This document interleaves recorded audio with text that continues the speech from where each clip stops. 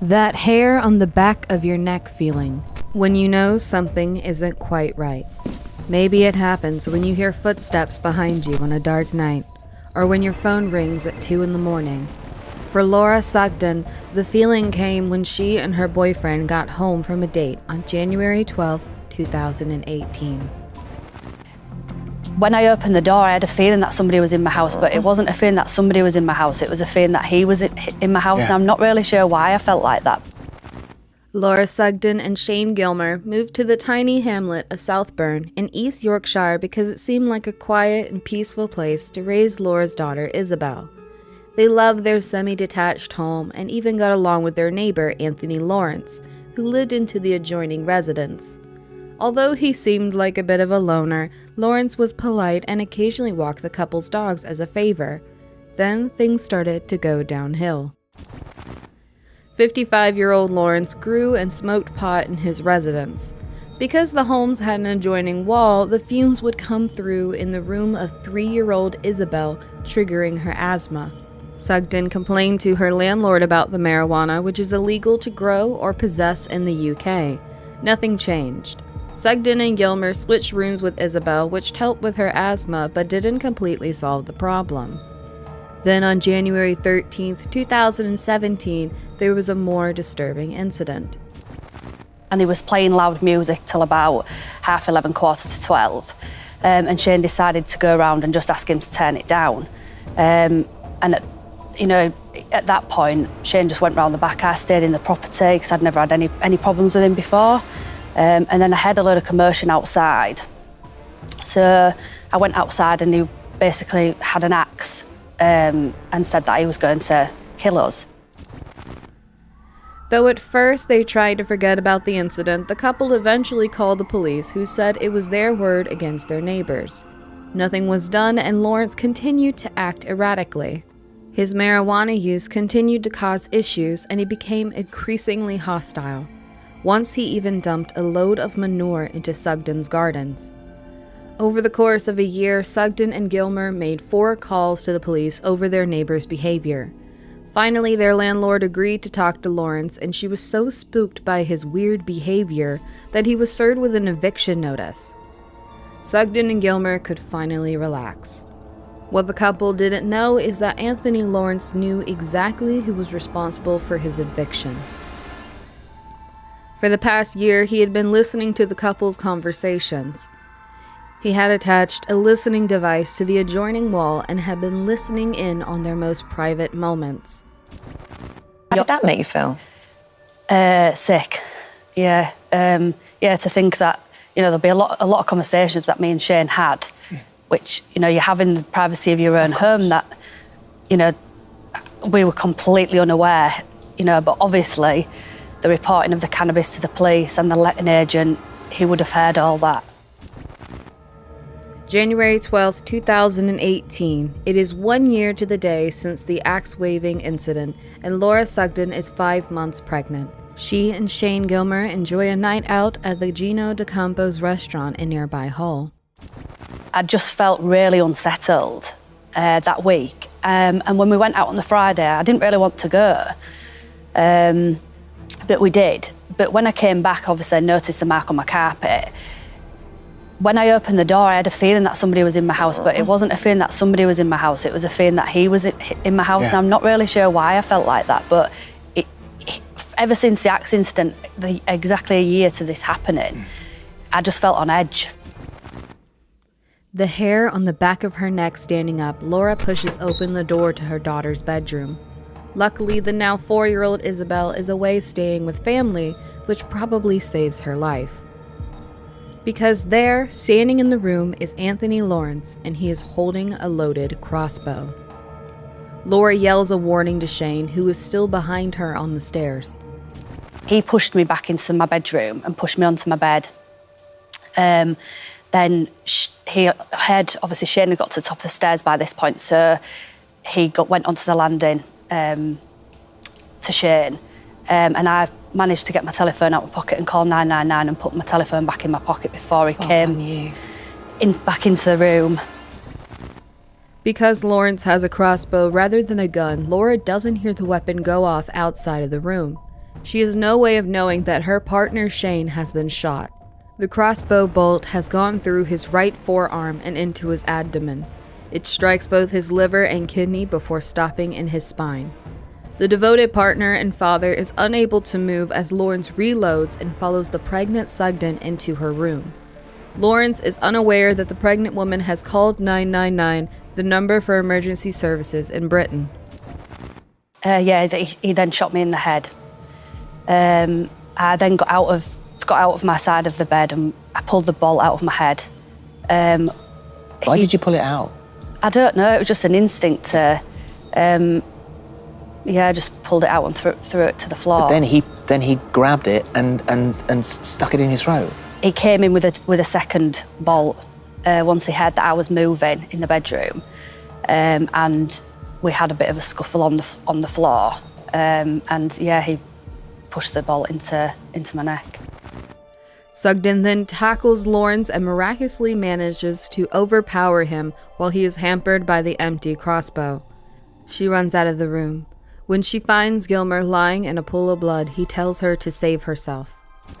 You had to get out of there. What were the last words that he said to you? Be strong, I love you. And get out to save the baby. Yeah. Like the climactic scene in a horror movie, Laura Sugden runs out of the house and down the road, with gaping holes in her neck and head from the crossbow bolts. As she runs, Anthony Lawrence drives past her in his truck, making his escape from the scene of the crime. When Sugden reaches safety at a neighbor's house, she begs the 999 operator not to worry about her, but to send the ambulance to save Shane Gilmer. Little does she know that Gilmer is also on the phone with emergency services, and he is saying exactly the same thing. "Don't worry about me, please look after Laura." Gilmer's last words are recorded on the call. He told the 999 operator, "I need to say something. I love my children. Oh God, I really, really wanted this baby." Even with damage to his liver, kidney, abdomen, and spine, Gilmer fought for his life and lived for more than 3 hours after he was shot. Unfortunately, it took emergency services some time to reach the isolated hamlet of Southburn, and Gilmer died that night. It is possible that had he gotten to the hospital and even 10 minutes sooner, he might have survived his horrific injuries. Laura Sugden was devastated by the loss of her partner. He's missed every day by me and the rest of his family. It was clear from his final words how much he loved us all, and I hope he knew how much we loved him. Miraculously, Laura Sugden's unborn child also survived the incident, and Sugden did not have many sleepless nights waiting for Lawrence to be caught. A mere 2 days after the incident, her attacker was found dead in his camper van, apparently from suicide. While Sugden was relieved that Lawrence was no longer on the loose, she wishes she could have killed him herself. There's no justice. There wouldn't have been any justice if he'd have survived, if he'd have been here. I don't think prison would have been enough, and it certainly would have left me unsettled forever. Absolutely. But yeah, I think I would have felt something more, you know, if I'd have been able to put that bolt in him at that time. More details emerged in the days following the attack. Police discovered how Lawrence had managed to get into his neighbor's house, not by breaking a window or slipping through a back door, but by systematically taking apart the wall that separated their attics. Once he had a hole big enough to crawl through, Lawrence had simply crossed over and waited with his loaded crossbow. Shockingly, in the UK there are currently no laws restricting the sale of crossbows. It is possible to simply order this lethal weapon over the internet. Now that some time has passed and she has been able to tell her story, Laura Sugden is fighting to change that. Today, in loving memory of Shane and to honour our beautiful daughter that he never got to meet, I am launching a campaign to call for legislation governing crossbows to be brought in line with firearm laws. Over the coming weeks, I will be speaking with MPs and the Home Secretary to see what can be done to reform crossbow laws. I'd like to thank my family, friends and legal team for their unwavering support through such a truly harrowing experience.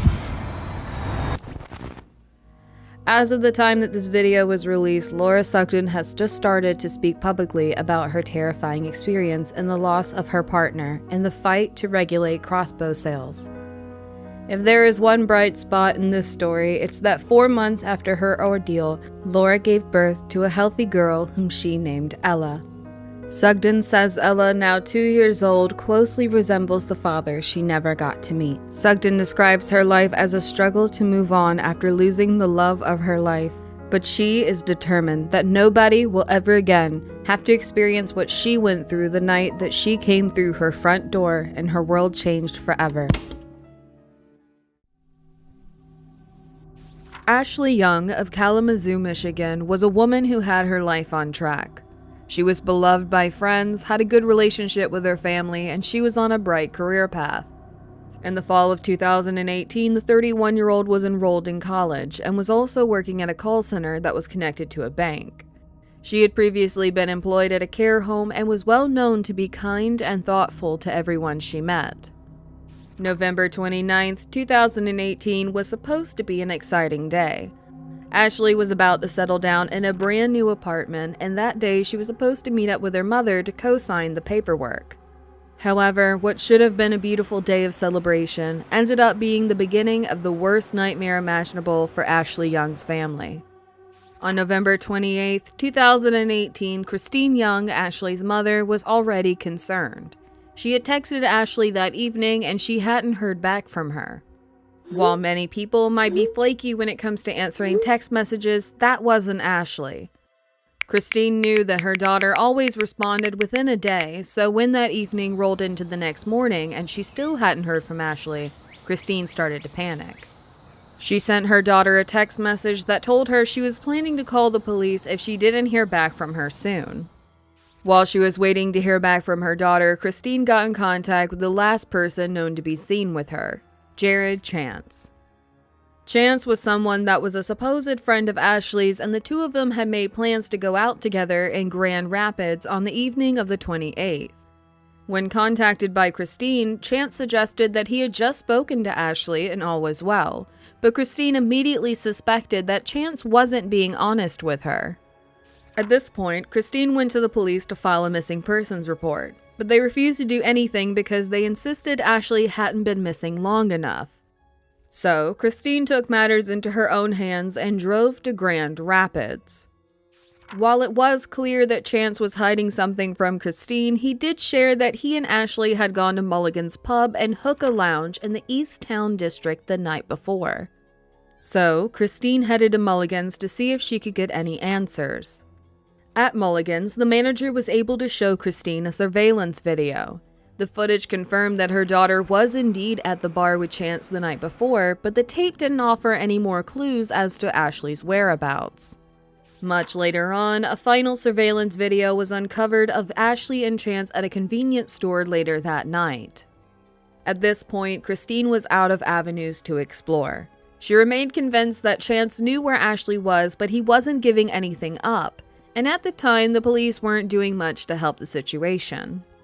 A few days later, Chance's parents, James and Barbara Chance, along with his brother Conrad, arrived in Grand Rapids to drive Jared back to their home in Holland. Into the car, Chance brought an odd assortment of items along for the trip: a box that contained something in a black plastic bag and a mop, along with some other unidentified items. These items would prove to have great significance later in the investigation. However, it wasn't until a day after Chance arrived back in Holland that the case really took a turn for the horrific. Chance was the owner of a 2-unit rental back in Grand Rapids, and on December 2nd, police were contacted by the tenant from the lower apartment, Mario Nelson. Nelson had noticed the entire house was smelling strange, and so he had ventured into the basement to see if he could uncover the source of the odor.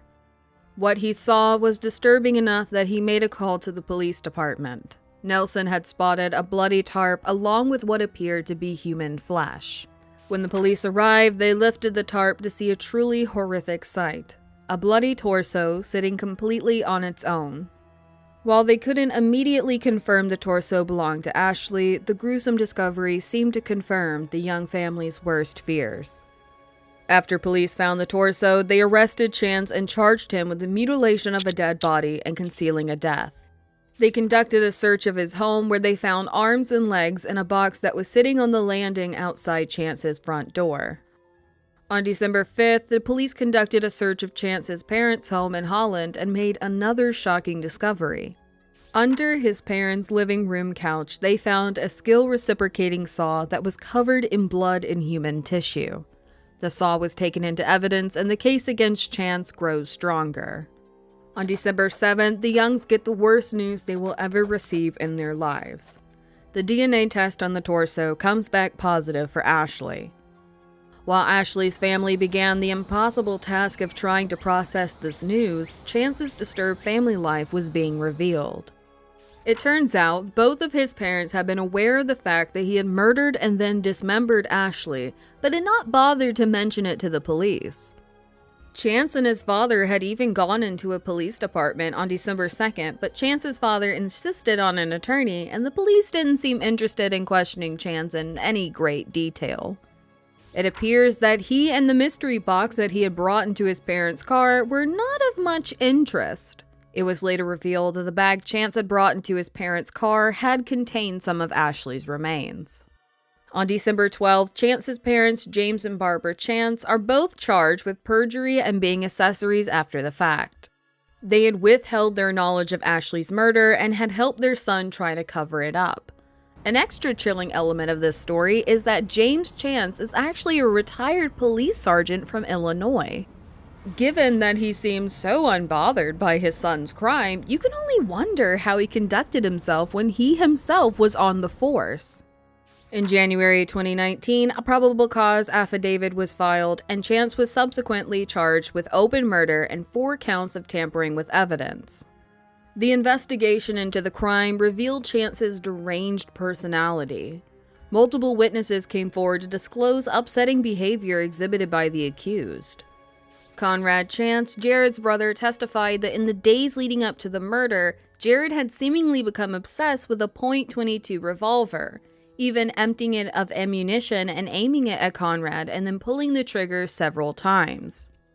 Chance's tenant, Mario Nelson, also testified and stated that he had had a conversation with Chance a few days before Ashley disappeared.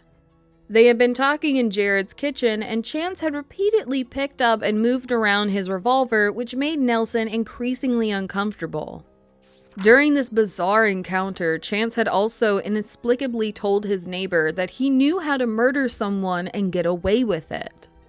Nelson had also testified that Chance had asked for his help getting into Young's car, which had been parked outside the house.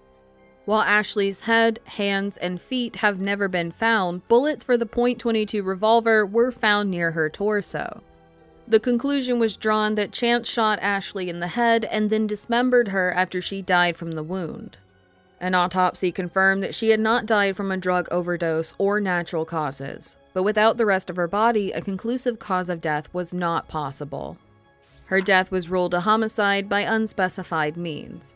It was also confirmed that the saw police found had been used to cut up her body after death. From this point on, the case moved quickly, at least as court cases go. Chance's probable cause hearing was immediately bound over to circuit court on all charges. The evidence was undeniable.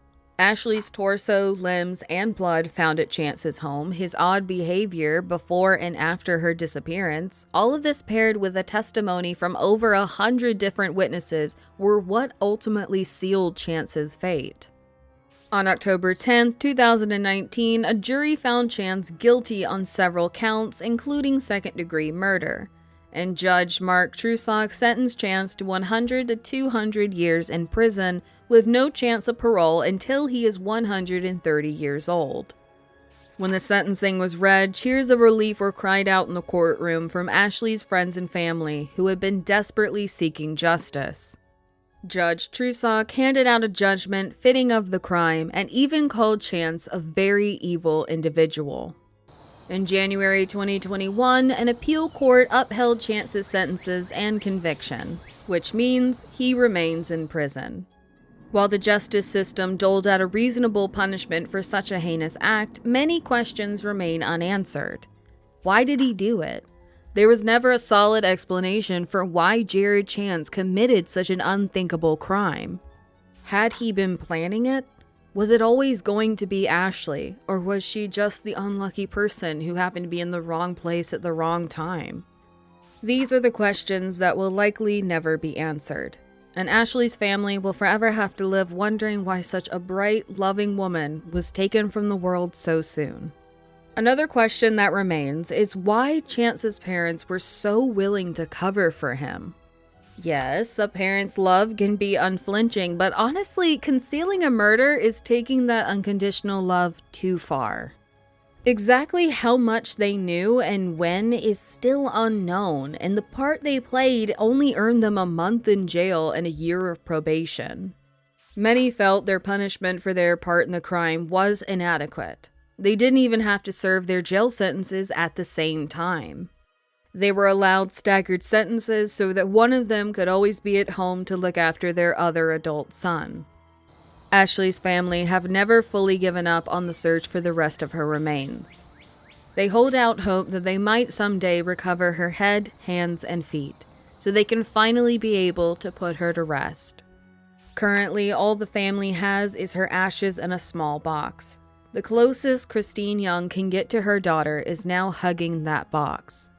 She brought the container of Ashley's ashes to court to demonstrate the impact Chance had on her family. Violent crimes rarely make sense. What happened to Ashley Young is unthinkable, and her family still struggles with the reality that she's gone every single day. Hopefully, the sentence Chance received was able to provide them with a sliver of closure. But nothing in this world will ever be able to bring back the ray of sunshine that was Ashley Young.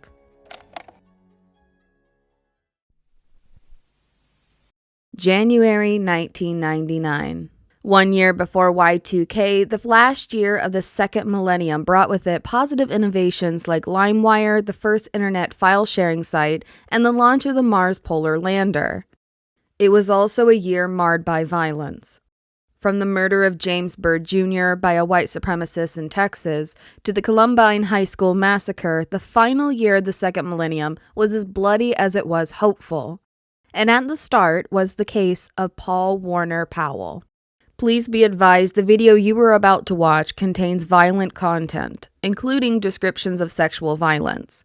It also contains racist language that was used by the murderer in this case, which some may find offensive. On March 18, 2010, 11 years after the rape and murder of Stacy Reed, Paul Warner Powell was executed by the state of Virginia. But why had his case taken so long to be resolved? And why had he been sentenced to the electric chair? Well, it all began on the afternoon of January 29, 1999. In 1999, Stacy Reed was living with her mother, Lorraine Reed, her sister, Christy, and her mother's fiancé, Robert Culver, in a small brick house in Manassas, Virginia. By all accounts, the family was a happy one, and if not for their acquaintance with Paul Warner Powell, they would have likely been able to celebrate Robert and Lorraine's upcoming wedding as a happy unit. You see, Paul Warner Powell, who had known the family for about 2 years, was a self-proclaimed racist and white supremacist who didn't agree with interracial dating. So when he heard that Stacy had started dating Sean Wilkerson, a black classmate, he was enraged. Contributing to Powell's anger, good old-fashioned, irrational jealousy. Powell, who was 20 years old at the time of the murder, had tried to date Stacy Reed, who was 16 at the time. Stacy instead was dating a black man and was planning on attending a military ball with him. All fuel for the racially motivated fire that ended in Stacy Reed's senseless killing. On January 28, 1999, Powell was at the Reed's house, and Christy Reed called her mother in the afternoon telling her that Powell wouldn't leave and that he kept walking back and forth down the hallway looking into the rooms. Lorraine told Christy to tell Powell to leave, and eventually he did go, but he would be back. The next day, Christy Reed arrived home after school to find Powell in her house. She asked him where her sister was, knowing that Stacy would have arrived sooner than she did. Powell told Christy that Stacy was in her room. Christy walked to Stacy's room, followed by Paul, but no one was there. When Christy turned to her own room, she found Stacy's body lying on the floor. Paul Warner Powell immediately ordered Christie to go down to the basement. Christie followed his orders, knowing that Powell was usually armed with a knife and because she didn't want to provoke the man any further. When they got down to the basement, Powell forced Christie to remove all of her clothes and lie down on the floor. He then proceeded to rape her. After the assault, Paul Warner Powell got dressed and using Christie's shoelaces, he tied up her ankles and wrists. Suddenly, someone knocked on the front door. Powell, probably a little panicked at this point, jumped up and went upstairs, leaving Christie naked and bound on the floor of her own basement. While he was upstairs, Christie took her chance. She bravely managed to free her wrists and pushed herself across the floor to hide beneath the basement steps. Unfortunately, this was not enough to deter Powell, who returned from the interruption, stealing Christie's glasses and strangling her until she was unconscious. He then proceeded to stab Christie and slash her neck, just barely missing a critical aorta that would have killed her. Robert Culver had been working that day. He could feel a cold coming on, but continued working, only coming home at noon for a little bit of lunch. When he went back to work, his boss suggested that he go home and rest, but Robert didn't want Christie and Stacy to think he didn't trust them to be alone for an afternoon, so he stayed. Later, he would say of this day, "You always have the ifs, the ifs, the ifs. What if that day? What could I have done? There's no closure for the people actually involved." At 4:15 p.m., Robert Culver finally arrived home, but it would not be the restful evening he had hoped for. When he couldn't find Christie or Stacy, he became concerned and started looking through the house for them. He turned on the light in Christie's room to find Stacy's bloodied body on the floor, and he immediately ran down to the basement to telephone 911. When he got there, he found Christie nearly unconscious and bleeding from her neck and stomach. Her throat was slit pretty severely, but Christie managed to whisper a name: Paul Powell. The investigation was a quick one. The stab wounds on Christie and Stacy were consistent with a knife found in Powell's possession, and his DNA was also found at the scene. When police investigated Stacy's body, they found numerous bruises on her chest, abdomen, back, arms, legs, and neck. The stab wound to her chest indicated that the knife had pierced her heart and was twisted when it was withdrawn. The description is almost poetic, if it hadn't been for the heinous thoughtlessness that accompanied the crime. Paul Warner Powell was arrested the very next day. The knife he had used to murder Stacy was found in a blue duffel bag, with stains on the knife consistent with Stacy's DNA, and it was undeniably the murder weapon. Police officers interviewed Powell, who admitted to having an argument with Stacy regarding her boyfriend Sean Wilkerson. It would later come out that Powell had told Stacy to break up with her boyfriend because Powell didn't agree with interracial dating. During one interview, Powell said to police that Stacy was dead because she was stupid. He claimed they argued and that Stacy fought back against him before getting stuck on his knife. Initially, Powell also denied raping Christie and Stacy Reed, but later he admitted to raping Christie before attempting to murder her. His justification in this case was that Christie was the only witness, and if she had survived, he would have to go to jail. One might argue that the stupid move was Powell thinking he could get away with murder by killing multiple people in the same home and holding on to the weapon he did it with. Stupid or not, Paul Warner Powell was convicted and sentenced to death in August of 2000. But wait, at the beginning of this video, we said that Paul Warner Powell was executed in March of 2010. That's a 10-year gap between his sentencing and eventual death. So what was the holdup? Well, the first trial was just the beginning of strange behavior from Powell. As we previously said, he initially denied raping Christie and Stacy Reed. After a series of appeals to the court, Powell's lawyers managed to argue that the fact that he did not rape Stacy Reed and did not kill Christie Reed means he did not meet the requirements for a capital offense. Basically, they argued that while he did commit both rape and murder, because he didn't quite manage to do both to the same person, it is not a capital murder that is deserving of the death penalty. And so it seemed Powell would escape the death penalty on a technicality. And that could have been where our story ended, were it not for Paul Warner Powell's prison hobby, writing taunting letters to those near to Stacy Reed. He started by writing a letter to Lorraine Reed, in which he enclosed a photograph of a half-nude woman and wrote, Lorraine, I was wondering if you might be able to help me think of something. I found this picture in a magazine and it kind of looks like someone I know or used to know, but I can't think of the person's name. I think you know the person too, so I was wondering if you could tell me the name of the person this picture resembles so I can quit racking my brain trying to think of it. If you talk to the person I'm talking about, please give her my address and tell her to write me. The photograph in question resembled Stacy Reed. In another chilling letter to a friend, he stated, "About when you asked me why I wouldn't do to you what I did to Stacy.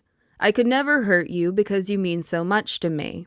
See, Stacy didn't mean anything to me. She was a lover.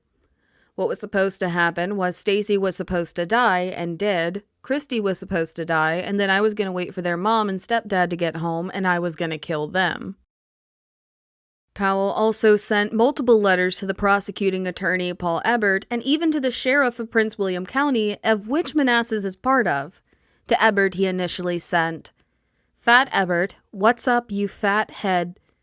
I'm just writing to tell you, since you want to kill me so goddamn bad for killing your loving whore, set up a court date closer to October 25th so I can go ahead and get this over with and plead guilty so you can kill me and get it over with, unless you want to let me out so I can kill the rest of the lovers and everybody else in this fucked up country that's not white.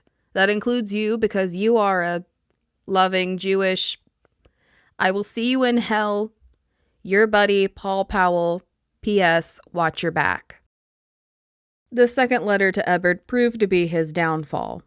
In Powell's arrogance and belief that he could not be retried for the same crime thanks to double jeopardy, he sent another similarly profanity-filled and threatening letter in which he described in great detail what actually happened with Stacy Reed. "Mr. Ebert," he wrote, "since I have already been indicted on first-degree murder and the Virginia Supreme Court said that I can't be charged with capital murder again, I figured I would tell you the rest of what happened on January 29th, 1999, to show you how stupid all of y'all mother are. Y'all should have known that there is more to the story than what I told by what I said.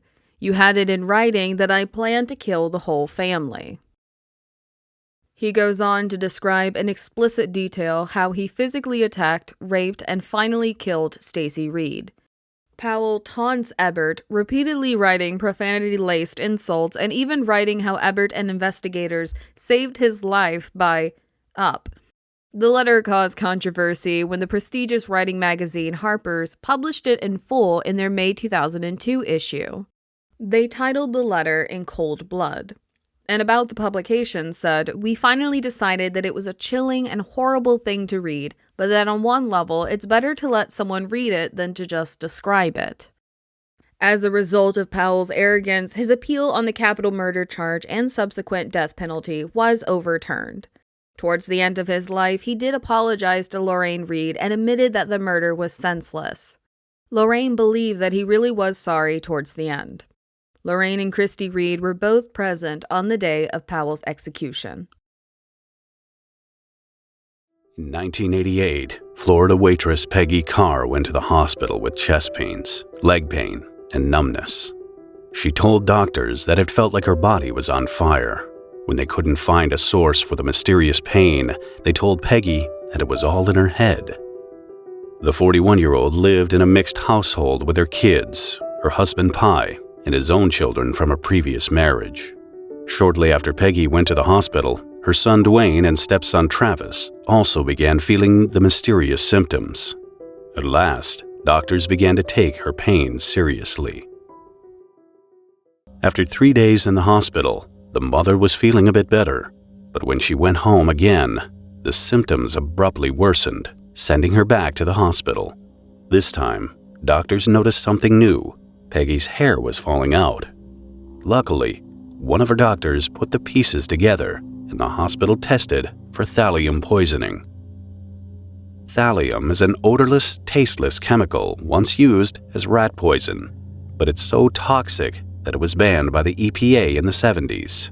By the time Peggy's test confirmed the doctor's theory, thallium had become very rare and difficult to come by in the U.S.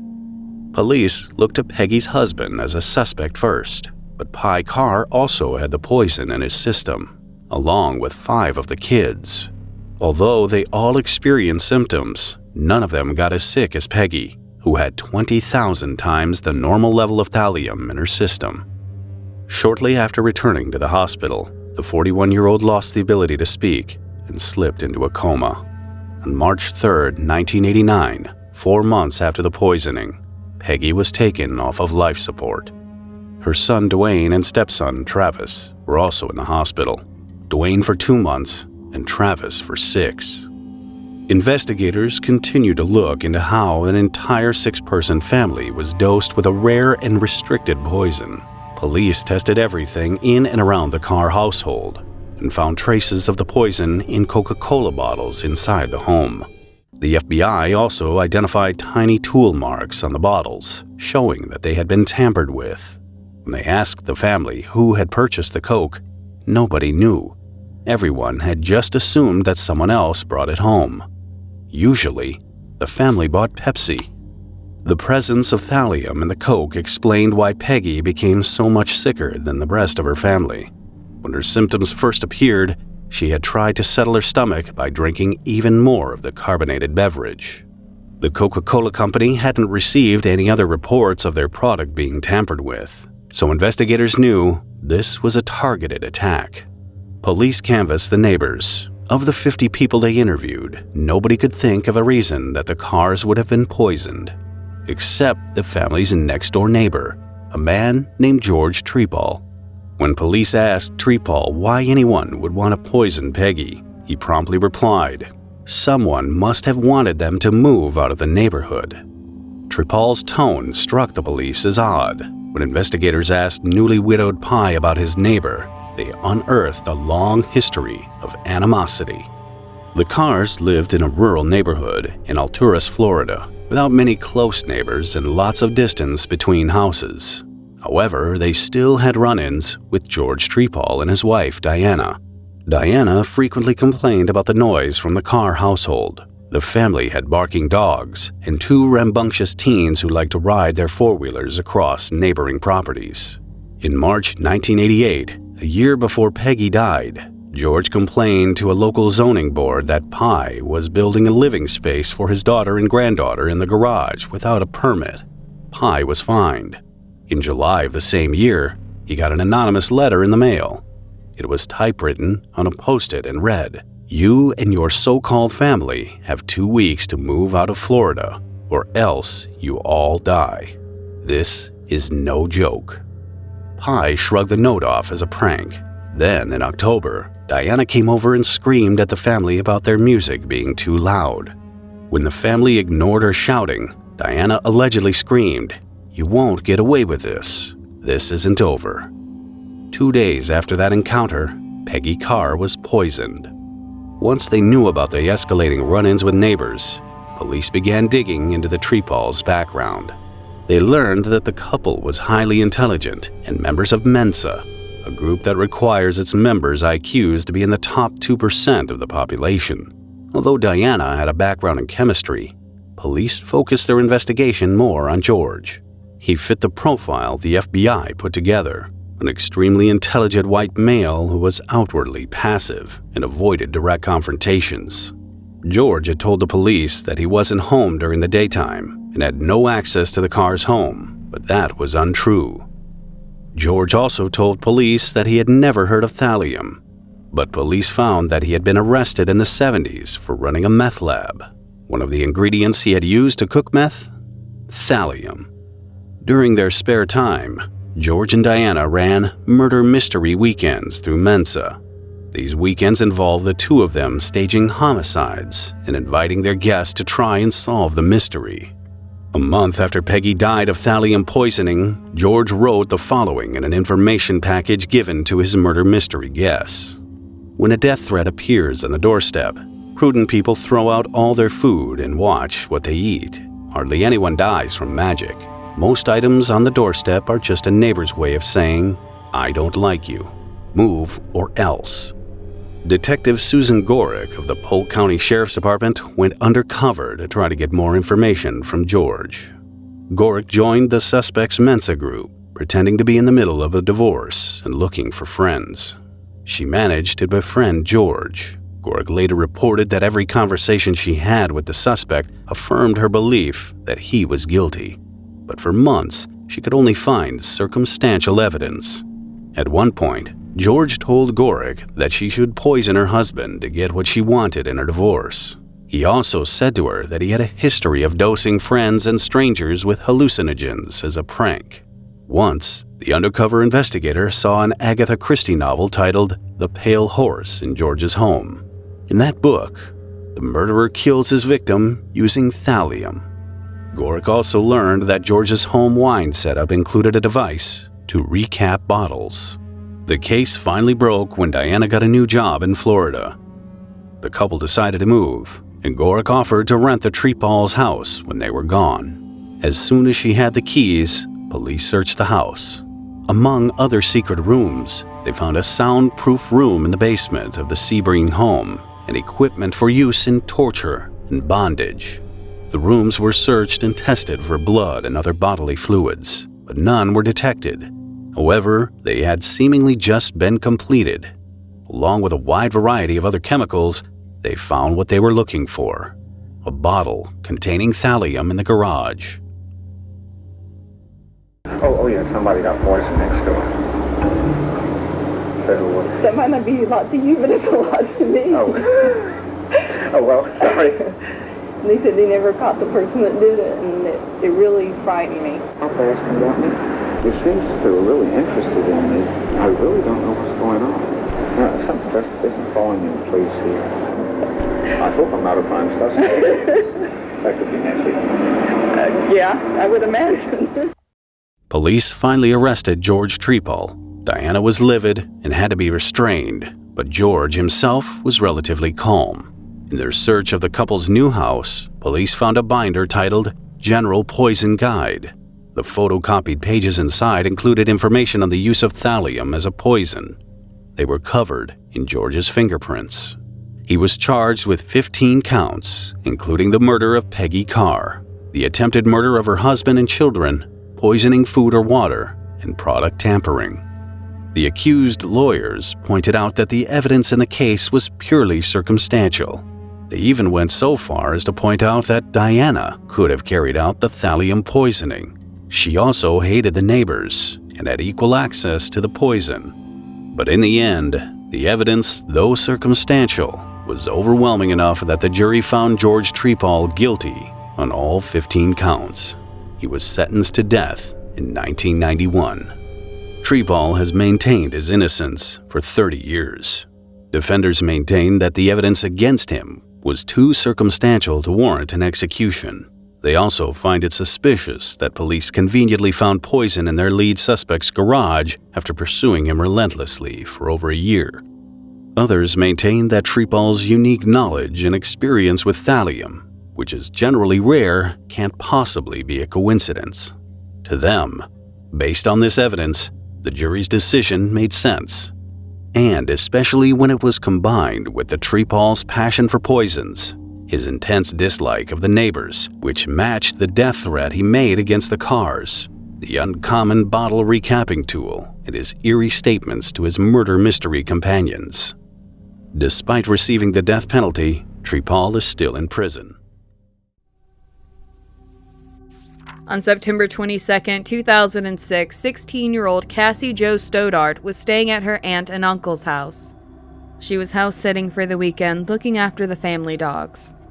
It was a Friday, so with her aunt's permission, Cassie invited her boyfriend, Matt Beckham, over to watch a movie. The pair was later joined by two classmates, Brian Draper and Tori Adamczyk, but they got bored and left to go to a movie theater, leaving Cassie and Matt alone again. Shortly after their friends departed, one of the dogs started barking at the basement door. Then the power went out. After a few minutes, the lights came back on, but it still left Cassie feeling a bit scared. She asked Matt to stay with her overnight. Matt called his mom to ask for permission to stay with his girlfriend, but predictably, his mom said no, probably thinking Cassie's fear might just be an excuse for a teenage sleepover. However, when Matt explained the situation, his mom offered to let Cassie stay over at their house. Cassie declined. She had promised her aunt that she would take care of her house, and she intended to keep that promise. Around 10:30 that night, Matt's mom picked him up and he said goodnight to Cassie. It was the last time anyone would see her alive. On September 24th, Cassie's family came home from their vacation to a terrible discovery. Cassie had been attacked and murdered. Her body was lying in the living room covered in stab wounds. The scene was discovered by Cassie's 13-year-old cousin.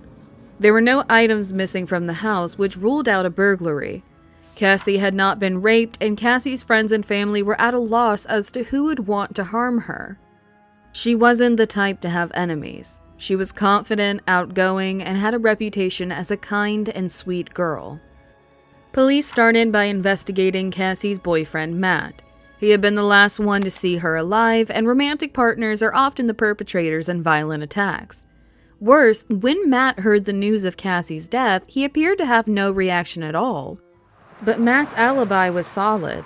He had been picked up by his mom and gone straight home that night.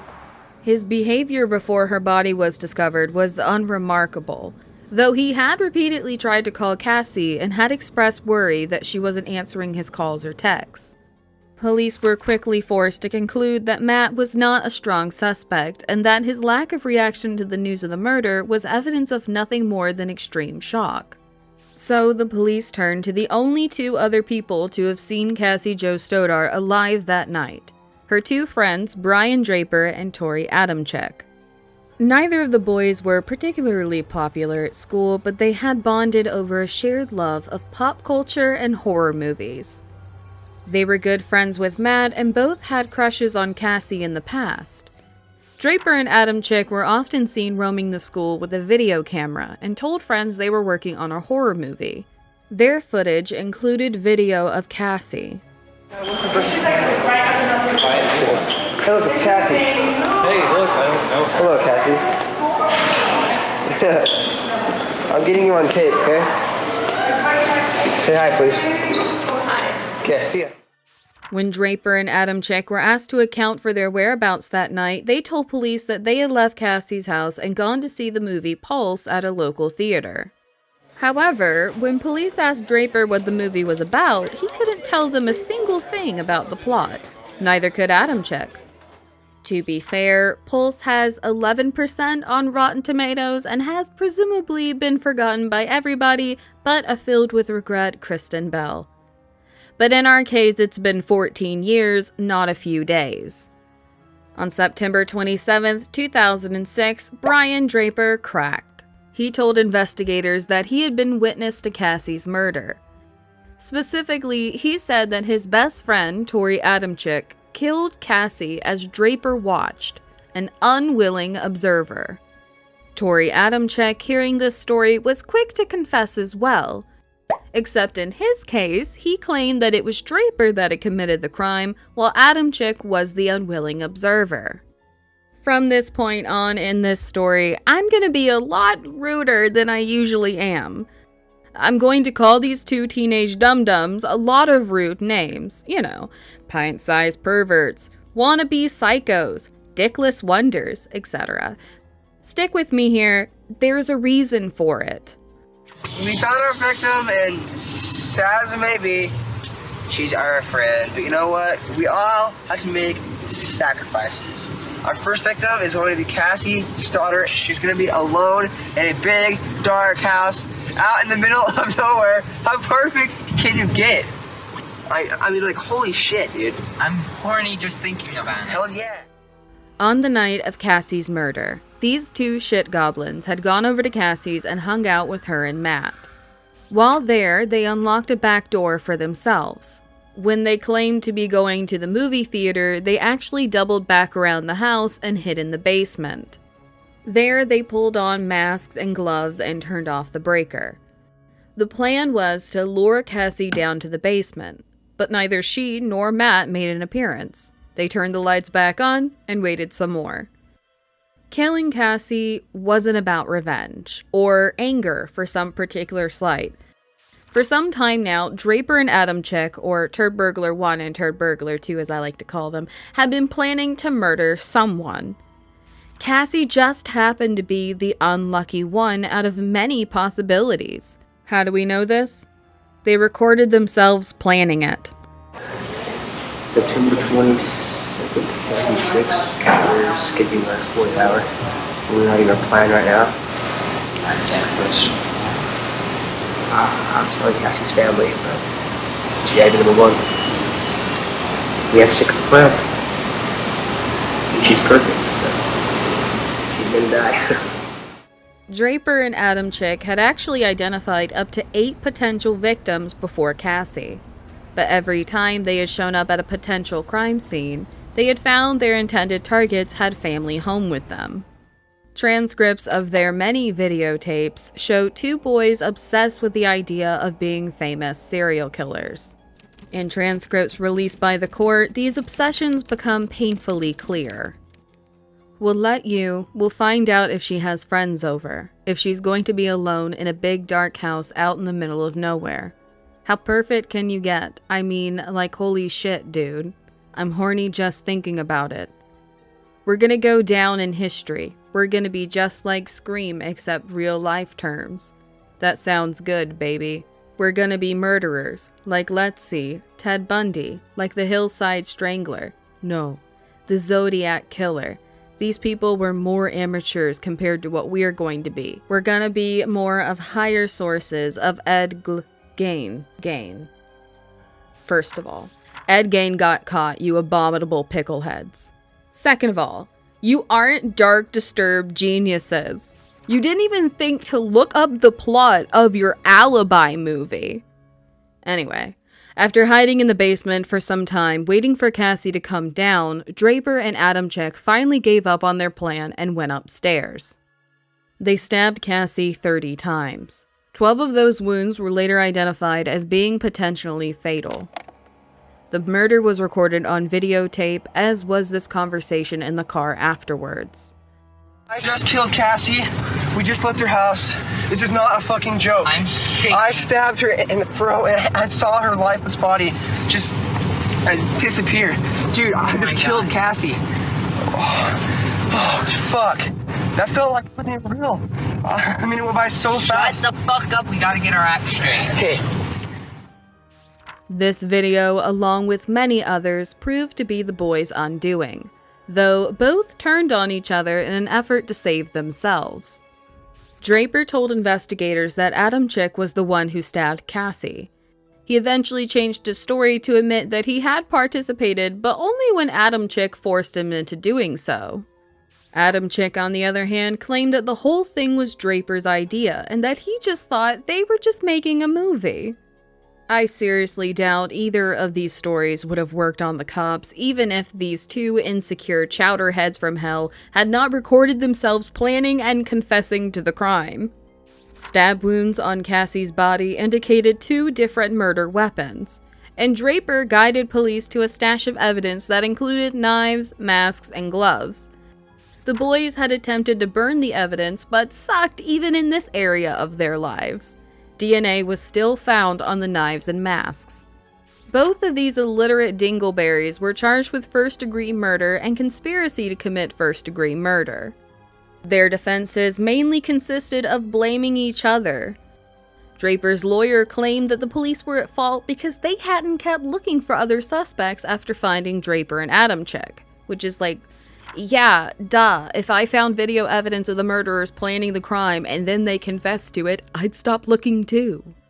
During their trials, it came out that the boys were inspired by the Columbine shooters as well as popular horror movies like Scream. Brian was convicted on April 17, 2007, while Tori was convicted on June 8, 2007. On August 21st, they were both sentenced to life in prison without the possibility for parole for the charge of first-degree murder. In addition, for conspiracy to commit murder, they have both been given a 30-year-to-life sentence. In 2012, the Supreme Court ruled that mandatory life sentences without parole is unconstitutional for minors, even if they have been convicted of murder. This is in part due to the fact that our brains are still unformed as teenagers, and a juvenile offender may grow up to be a very different person than they were at the time of their offense. This ruling may be applied retroactively, but it does not guarantee that Draper and Adamczyk will ever be able to get their sentences changed. So far, they are still looking at life in prison.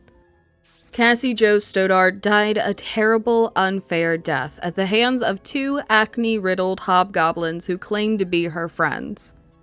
I have to confess, we here at Beyond Crime had some hesitations about telling this story.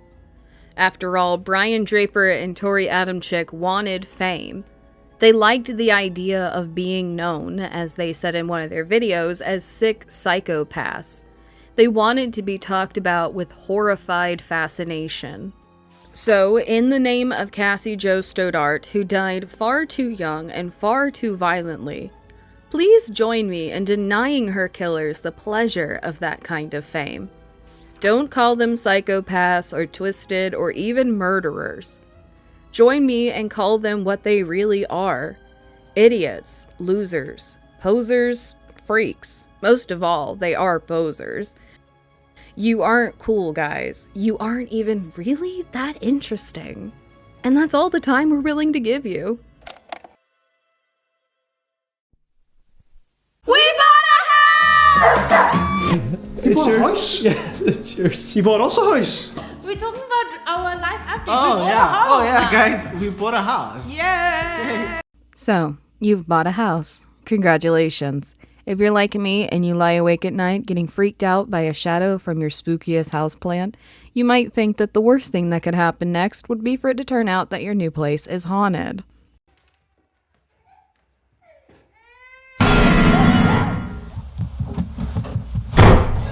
Because that's the worst thing that could happen, right? For you to buy a house and then to find out that somebody's spirit has stuck around even when their body is gone. But what if you bought a home and found out that the opposite was true? That someone died there a long time ago, and while their spirit was gone, their body remained in the house.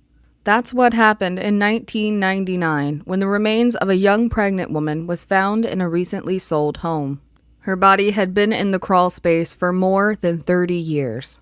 Nobody knew who she was, so at first, nobody knew how to find her killer. In September of 1999, Hamid Tafagodi was all set to buy the house at 67 Forest Drive in Jericho, New York. He had only one request before the sale closed. The current owner had to clear out everything, including the weird old barrel that had been stuffed into a crawl space. Ron Cohen, the house's owner, was probably a little annoyed by the request. The stupid thing wasn't in anyone's way. Besides, it weighed 350 pounds and had been in that crawl space since he himself had bought the house years before. Nevertheless, he managed to roll the barrel to the curb with the garbage. But sanitation workers also didn't want to deal with the thing. They left Ron a note saying that they couldn't take away such a heavy item, especially since they don't know what was in it. On September 2nd, Ron rolled up his sleeves and pried open the barrel. He was immediately hit with the smell of death. Poking out of the sludge inside the barrel was a human hand and a woman's shoe. Police brought the barrel in for investigation. When they emptied it out, they found the mummified body of a woman. It was impossible to tell exactly how long the body had been in the barrel, though the victim's clothes seemed to be from the 60s. Investigators could tell that the woman was small and dark-haired with dental work that was identified as being South American. The cause of death is readily apparent. Her skull is crushed by blunt force trauma. The medical examiner determined it was 7 to 10 blows with a hammer. There was one more thing that the police could ascertain about the woman in the barrel. At the time of her death, she was 9 months pregnant. Along with the body, police found some jewelry, some plastic leaves, and an address book inside the barrel. But years of exposure to slime and chemicals had left the pages of the address book extremely delicate, and the writing was too faded for the human eye. It was so heavily and thickly encrusted with a brownish yellow slime. It was like a jelly-like substance, and it coated everything. And when I touched the evidence with my gloves on, I could see it just came right off of my hands. The address book was placed in a forensic drying cabinet to pull the moisture from its pages. Then it was placed under a video spectral comparator, which at the time was brand new technology that allowed police to slowly pick words and dates off of the old pages. Amazingly, they were actually able to reveal one by one a list of names and phone numbers. Police started calling the phone numbers one by one, but it had been 30 years, so the first batch were all disconnected. Just a quick note for our Generation Z followers, you're not stupid and we know that you know this already, but just a quick reminder that the 90s were a dark and wild pre-internet time, when people wrote phone numbers down in tiny little books and it was actually super hard to track people down. Also, the fashion wasn't great. Anyways, at this point, police had managed to trace the serial number on the barrel to a chemical company in New Jersey. The company traced the barrel's manufacturing date to 1965 and said that it had been sold to the Melrose Plastic Company, a company that made, among other things, plastic leaves like the one found in the barrel. Knowing that the barrel was from the 1960s, police began asking neighbors in Jericho about who had owned 67 Forest Drive at the time.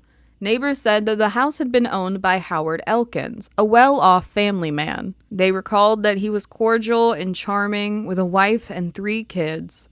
They also recalled that he was part owner of the Melrose Plastic Company. So not only had Howard Elkins lived in the house where the body was found, he owned the company that purchased the barrel. As if that wasn't enough, police also got an anonymous phone call around this time. The caller said that in the 60s, Howard Elkins had been having an affair. The caller didn't know the woman's name, but he did know that she was Hispanic and that she worked in Elkins' factory. Police followed the cheerfully waving line of enormous red flags all the way down to Boca Raton, Florida, where Howard Elkins had retired. Police detectives asked about the barrel, the body, and the baby. He lied to us. We knew he was lying to us within 5 minutes of the interview. Howard Elkins remembered the crawl space but claimed that he had never been in it. He claimed that his company never used those barrels or the chemicals found with the body. Police already knew that both of those statements were false. I asked him at one point did you ever have an affair while you were working there? And he kind of surprised us, and he said yes. But then we went into what was her name? I don't know. Can you describe her? It was 30 years ago. I said, you can't even describe her. Was she tall? Was she short? Was she fat? Was she skinny? Was she Spanish? I don't remember. After about 20 minutes of this, I had removed from my briefcase a kit, and I asked him if he would give me permission for me to take a swab from the inside of his mouth for DNA purposes, to see if he in fact was the father of that baby. After Howard Elkins refused to take a DNA test, he requested that the detectives leave. After he asked us to leave, we told him that we would. I said that there was not a doubt in our mind that he was involved in this. And I stood up and I stood right in front of him and I said, we're going to leave now, Mr. Elkins. But I'm going to get a court order. I'm going to come back with that court order. And I'm going to take your blood. And I'm going to match your blood up to the dead baby and that dead girl. And I'm going to come back here and arrest you for murder and put you in jail for the rest of your life. He nodded his head and he opened the door and asked us to leave. After police left, Howard Elkins went promptly to Walmart where he bought a shotgun and ammunition. Then he got into his neighbor's SUV and shot himself. He died immediately. Police took Howard Elkins' DNA and compared it to the fetus in the barrel. They confirmed that Howard had been the unborn baby's father, but they still did not know the name of the baby's mother. Until, that is, the painstaking work of drawing and analyzing the victim's address book finally bore fruit. After many, many disconnected numbers, the police found contact info for a woman named Kathy Andrade. She had the same phone number since the 60s, and when she heard about the body in the barrel, she knew exactly who it was. She had a beautiful personality. She always talked about her family, and she was in touch with the family, how much she loved New York, and her dream was to become an American citizen. Reina Angelica Marroquin was from El Salvador. She came to New York in 1966 to study fashion and met Kathy in an English class. While in school, Reina supported herself with a job at Melrose Plastic Company. When Reina got pregnant, she told her friend Kathy that the father was a married man with kids. Reina believed that her boyfriend would leave his wife for her. Is he going to marry you? She said, eventually he will marry me. I never asked who because she never said who he was. But it got later and later in her pregnancy, and her lover, whom we now know to be Howard Elkins, made no move to stand by her. Raina decided that she had to act. So she got very angry. She called the house, and who answered the phone was his wife. And she told his wife that she was expecting a baby from her husband. Then he called her back and he says, I am going to kill you. I will never forgive you. She was crying. She was terrified. She said, he's going to kill me. He's going to kill me. I said, why do you? She says, I don't know. I just made a stupid mistake. After that phone call, knowing that her friend might be in danger, Kathy went to Raina's home, but Raina was gone. Kathy never saw her again. Her reports to the police were never taken seriously. I walked into the police station and I spoke to the officer. And he says, are you a relative of the young lady? I said, no, I'm only a friend. And I said, but she's pregnant, she's about to have a baby. Oh, she said, she probably went shopping. Later, police told Kathy that Raina had probably run off with her boyfriend. Kathy didn't know his name, so she couldn't look for him. She suspected that Raina had been killed by her boyfriend, but it took 30 years for those suspicions to be confirmed. With the information provided by Kathy, police were finally able to put the final pieces of the puzzle together. Howard Elkins had an affair with his employee, Raina Mariquin. He got her pregnant. When she called his wife and revealed the affair, Howard asked Raina to meet him. He bludgeoned her to death with a hammer and then hid her body in one of his company's metal barrels, filling it with plastic pellets and sealing it.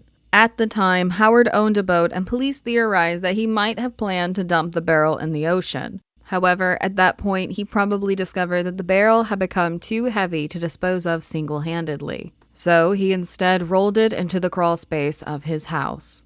Howard lived at 67 Forest Drive with his wife and 3 kids for 15 years after Raina's murder. When he retired, they sold the house. It went through 3 more owners before Ron Cohen finally opened the barrel. For 30 years, Raina's body was in that crawl space. Kids played hide and seek around the barrel. Families grew, prospered, and moved out without ever being haunted or disturbed. But if you think that's proof that spirits don't stick around, you might want to hold that thought. A reporter named Oscar Corral knew that Raina's family might still be out there and might still be wondering what happened to their daughter. He flew to El Salvador and miraculously managed to track down Raina Mariquin's mother in the town of San Martin. The 95-year-old had been waiting to hear news of her daughter for 30 years and died only a month after finally finding out the truth. Before she died, Raina's mother told Oscar Corral about a vivid dream she had about Raina years before. In her dream, Raina was trapped in a barrel. Samantha Jofinson. She was 21 years old and was getting ready for her last year of law school. She was living with her boyfriend in Pennsylvania, going to parties and having the greatest time of her life.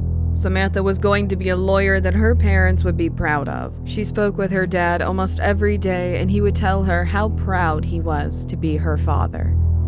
And it seemed like nothing could go wrong. Until everything did. It was a beautiful night, and Samantha and her friends decided to enjoy the chill evening at the 5 Points District in downtown Columbia.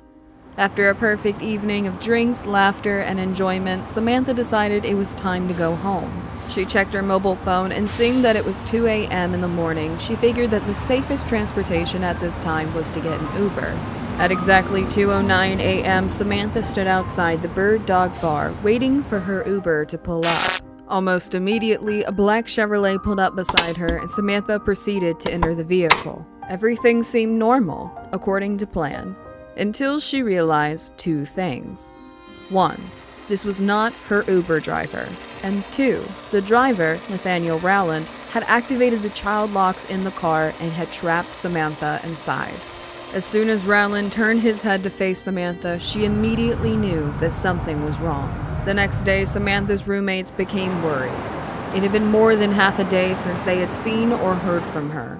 Her cell phone was no longer going through, and her boyfriend knew nothing about her disappearance. Worried that something had gone wrong, the police were called and a search began immediately. Unfortunately, just 14 hours after her disappearance, Samantha's body was found in a field in Clarendon County by turkey hunters. The big question was immediately posed. What had happened between 2 a.m. and 4 p.m. on the same day? How had a wrong Uber car led to the death of this young and promising lawyer? Well, here is what we know. When the car had arrived, Samantha did not check the license plate of the car or even had the driver say her name. And as soon as she entered the vehicle, the driver had locked her in by activating the child locks. This way, no matter how hard Samantha tried, she could not get the door to open. Seeing that he had gained control over the situation, Rowland then proceeded to stab Samantha.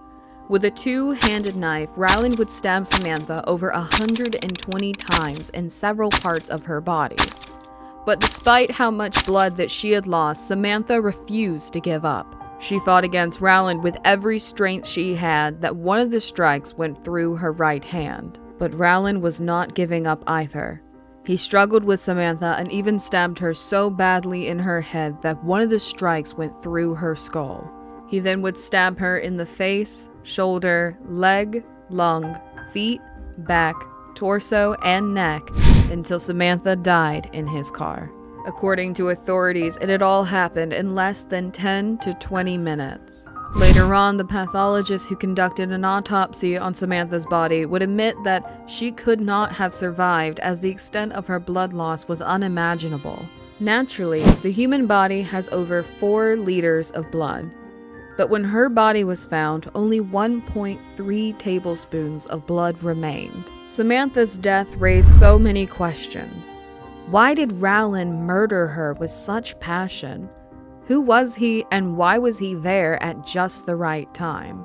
After the body of Samantha was found, the police immediately began an investigation into her death. At around 3 a.m. the next day, the police found the Impala in which Samantha had been murdered. According to reports, Rowland had got out of the car immediately and began running before he was quickly captured. The car was seized and investigators began searching. The results were fatally devastating. The police officers found Samantha's phone in the passenger compartment switched off. They also discovered a container of liquid bleach in the car, plus germicidal wipes and a window cleaner in the car. According to investigators, as soon as Samantha got into the car, Rowland immediately activated the child's safety locks, a factor that made it impossible for anyone to open the car from the inside. This caused investigators to ask, was Rowland expecting the innocent woman in his car? Rowland was arrested on charges of murder and kidnapping and was immediately charged to court. Before his arrest, police officers report that the 24-year-old did not live in Clarendon County where Samantha's body had been found, but he had driven almost 70 miles out to Clarendon County to dump her body in the wooded area. Also, at the time of his arrest, Rowland had been in possession of marijuana and had failed to stop on police command, all of which could result in a longer prison sentence. The police officer in charge of the case, Columbia Police Chief W.H. Skip Holbrook, said of the crime, "Our hearts are broken. They're broken. There is nothing tougher than to stand before a family and explain how a loved one was murdered." But it was gut-wrenching. Words really can't describe, obviously, what they're going through. As to be expected, the death of Samantha came as a shock to her parents. To all who knew her, Samantha was a symbol of peace and love. Her father, with whom she had shared a close relationship with before her death, could not believe that she was gone. In his mourning, he wrote on Facebook. His post reads as follows: "It is with tremendous sadness and of a broken heart that I post this. I will miss and love my baby girl for the rest of my life. Samantha is no longer with us, but she will not be forgotten. It is extremely hard to write this and post it, but I love her with all of my heart. I could continue to write about her, but it kills me. I sit here and cry while looking at the picture and write this." The president of the USC, Harris Pastidas, also released a statement about the death of Samantha. The statement wrote, "Our prayers are with the family and friends of Samantha Josephson, following the devastating news of her death. Times like these leave me searching for words of wisdom and comfort." The president then advised students to watch out for one another, travel in groups, and always be wary of strangers. In court, we were finally given a closer look at how the murder had occurred. Days before Samantha's death, her boyfriend Greg Corbishley had been in a discussion with Samantha. In his testimony, Greg said that he had spoken with Samantha on that fateful day, and she was quite upset about a family member being sick. He had assured her that everything would be fine and urged her to enjoy herself. Corbishley said in his testimony, I told her to get her mind off of it, to go out with her friends, that she had just worked so hard, got into law school, you know, she deserved to have a night to celebrate that and have fun with her friends. And I just told her to go out and have fun that night. During the trial, video evidence would later show that a certain individual tried to use Samantha's debit card several times. At one point, this individual tried to withdraw money from her account at Columbia Bank. At another point, the person tried to sell Samantha's phone, and the later video evidence would show that this person was Rowland. A friend of Rowland would testify in the trial that he had noted blood in Rowland's car the next morning, while bloody clothes, cleaning products were found behind the house of this particular friend. It appeared like Rowland had tried to implicate this friend of the crime. At the end of the trial, it was revealed that Rowland had stabbed Samantha over 120 times while she had struggled to break free from her captor. She had fought, screamed, and tore at him, but none was unfortunately enough to save her life. The judge eventually sentenced Rowland to life in prison, and according to South Carolina law, a person convicted of murder is not eligible for parole. Despite this sentence, Marcy Josephson, Samantha's mother, did not feel any better. In her 6-minute-long statement, she said, "I close my eyes and I feel what she endured at his hands 120 times, over and over and over, fighting for her life locked in his car." Samantha would never get the chance to become the great lawyer she was meant to be. But we hope that the justice served to Rowland would prevent this sort of crime from repeating itself. May the beautiful soul of Samantha Josephson keep resting in peace. State Police Boston recorded an emergency 510. My wife's been shot. I've been shot. Where is this, sir? I have no idea. I'm off. I was just coming from Tremont, Brigham and Women's Hospital. On October 23, 1989, this call came into the Massachusetts State Police. It was made from a car phone.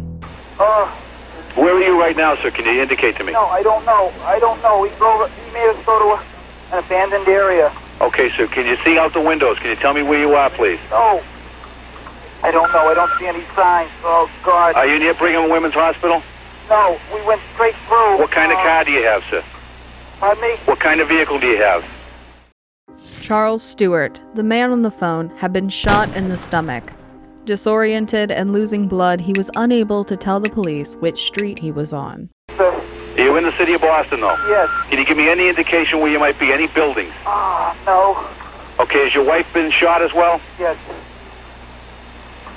In the head. In the head? Yeah, I ducked down. How long ago did you leave Brigham and Women's, sir? In what direction did you leave? 2 minutes, 3 minutes. Oh, man. 3 minutes from Brigham and Women's, sir. Charles and his wife were coming from the hospital because they had just attended a birthing class. Carol Stewart was 7 months pregnant. Just try to give me a cross street. If you can drive, give me any street indication and stay there. I'll get someone right to you right away. Stop the car. He took the keys, but I have a spare set. Oh, man. Bear with me, Chuck. I'm going to get someone to you. Hang in with me now. All right. I'm at a place. Oh, I can't read it. Just try to read it, Chuck. Right, I'm coming up to an intersection, but there's no... Toyota Cressida. What color's your car, buddy? Street sign. Blue. Blue Toyota Cressida. Blue. Yeah. Okay, Chuck, so try to give me a street sign. Intersection. Okay, Chuck. Is your wife breathing? I just feel gurgling. There's a busy street up ahead. Oh, man. I'm turning onto a busy street. I recognize where I am now. Should I drive to the hospital? Just tell me what the street is, Chuck. Oh, man. I'm pulling over. Tremont Street. Tremont Street? It took 13 minutes for the police to get a street name. When they did, they sent police cars to the area, but the street was miles long. They still had no idea where to find Charles and Carol. Hang in, Chuck. Come on with me now. Chuck, I need you to help me a little bit, and I'll get assistance to you right away. We're on the way, Chuck. Chuck. Yeah. Man, I'm going to pass out. Can you open the door? Can you open the window? I'm blanking out. You can't blank out on me. I need you, man. Talk to me, Chuck. Oh. Where were you shot, Chucky? Chuck? No, he's Chuck. faded out. He's faded out. We'll get nothing from him at all. Nothing. Chuck.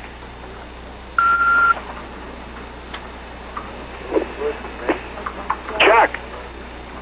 Police ordered the cruisers in the area to turn off their sirens, then turn them on one by one. Bravo 2-1, your siren's on. No siren there. No, we're not getting anything now. Bravo 2-1, shut off your siren. Bravo K1, sound your siren. Not yet, no siren. Bravo K1, shut off your siren. Bravo 1-4, sound your siren. I think it was like the fourth or fifth car that we did hear the siren. You're right there, right on top of when we hear the siren, loud, real loud, right there. Police and ambulances were finally able to pinpoint the location of the car. Carol and Charles Stewart were both suffering from gunshot wounds and unconscious. Incredibly, a video crew from the television show Rescue 911 was on the scene and caught footage of the couple being pulled from the car. Carol was rushed back to Brigham and Women's Hospital, where she had gone to a birthing class only hours before. She died within hours. Her baby was delivered by C-section 8 weeks premature. Charles Stewart was taken to Boston City Hospital, where he underwent surgery. Luckily, his wound was not fatal. While there is no question that the attack of a young pregnant couple was tragic, it was not unusual. Hundreds of shootings happened in Boston that year, many of them quickly forgotten or even gone unreported. This case was different. Within months, the death of Carol Stewart was set to tear Boston apart. Carol Stewart's funeral was attended by 800 people, including the mayor, the chief of police, and the governor. While Charles was still in the hospital and unable to attend, his two brothers, Matthew and Michael, were pallbearers. Charles also wrote a moving eulogy that was read at the service. It read, in part, "My life will be more empty without you, as will the lives of your family and friends. You have brought joy and kindness to every life you've touched. Now you sleep away from me. I will never again know the feeling of your hand in mine, but I will always feel you. I miss you and I love you." Shortly after Carol's funeral, Christopher Stewart, the baby delivered 2 months early, died of respiratory failure. Even while being loaded into the ambulance, Charles Stewart had been articulate on who had committed this terrible crime. Hey, what do you look like? Blackmail. What do you have on for clothing, you remember? Your partner there, but he wants to get all over it. Any stripes on it? A black perpetrator, approximately 6 feet tall and in his 30s, had jumped into the Stewart's car while it was idling at a red light. He demanded Carol's purse and jewelry, but then got jittery and accused Charles of being 5-0, that is, a cop. The perpetrator had shot Carol in the head and Charles in the side before running away. Charles described him as having a raspy voice and a black tracksuit with a red stripe. Boston's racial tensions up until this point have been well documented and were already simmering before this story exploded onto newsstands. The Stewarts were held up as a model American family terrorized by a gang member. Demands to reinstate the death penalty began. Boston's stop and frisk policy allows cops to legally detain anybody they believe might be a reasonable suspect in a crime. In this case, it became an excuse to stop and harass hundreds of black men. Over a 4-day period, 150 homes were searched every single day, for no other reason than that they were owned by black citizens. Teenagers were brought into the police station for questioning and leaned on hard, often with threats of retribution if they didn't talk. Young black men were stopped on the street and stripped to the skin so officers could search their trousers and underwear. Tito Jackson, who years later would become a Boston city councilor, was stopped and forced to drop his pants on the street 5 times because he was told he looked like the perpetrator in the Carol Stewart case. It's hard to believe that that could have been true because at the time he was 14 years old. Frederick Johnson was a resident of the predominantly black Roxbury neighborhood. He told the Washington Post about a time he was walking home from work and witnessed a group of at least 30 black men of various ages lying on the ground stripped naked with their arms handcuffed behind their backs. They were hauled away one by one. Johnson wanted to complain but knew that under the rules of stop and frisk, nothing the police were doing was technically illegal. As more and more doors were kicked in, and as more and more black men were harassed, stripped, arrested, and brought in for questioning, not everyone in the community was okay with what they were seeing.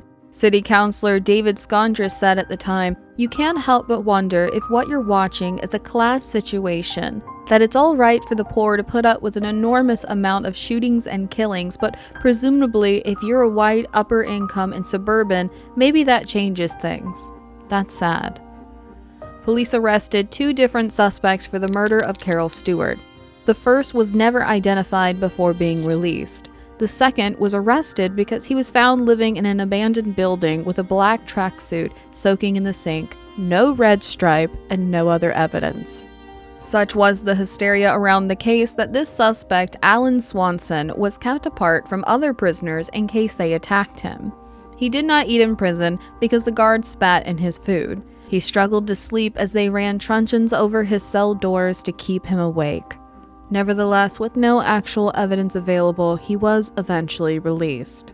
Police soon got a young black teenager into custody. As they had many times already, they intimidated him into making a statement. The teenager said he had heard his uncle Willie Bennett brag about committing the crime. The teenager immediately recanted his statement, but police arrested Willie Bennett when they found that he matched the perpetrator's description. 6 feet tall, in his mid-30s, with a raspy voice. When put in a police lineup, Chuck Stewart identified him as looking like the man who shot my wife. Willie Bennett was arrested. Shortly after Willie Bennett's arrest, there was a shocking twist in the case. Charles Stewart's brother Matthew, who had carried Carol's casket at her funeral, came to the police with a confession. The night that Carol was shot, Charles Stewart had paid his brother $10,000 to do him a favor. All Matthew had to do was meet Charles at a predetermined location where the car would be stopped after the birthing class. When Matthew approached the car that night, Charles tossed him Carol's purse, her jewelry, and the gun used to shoot the couple. Matthew took all of it and threw it in the river. In other words, there was no black man in the car that night.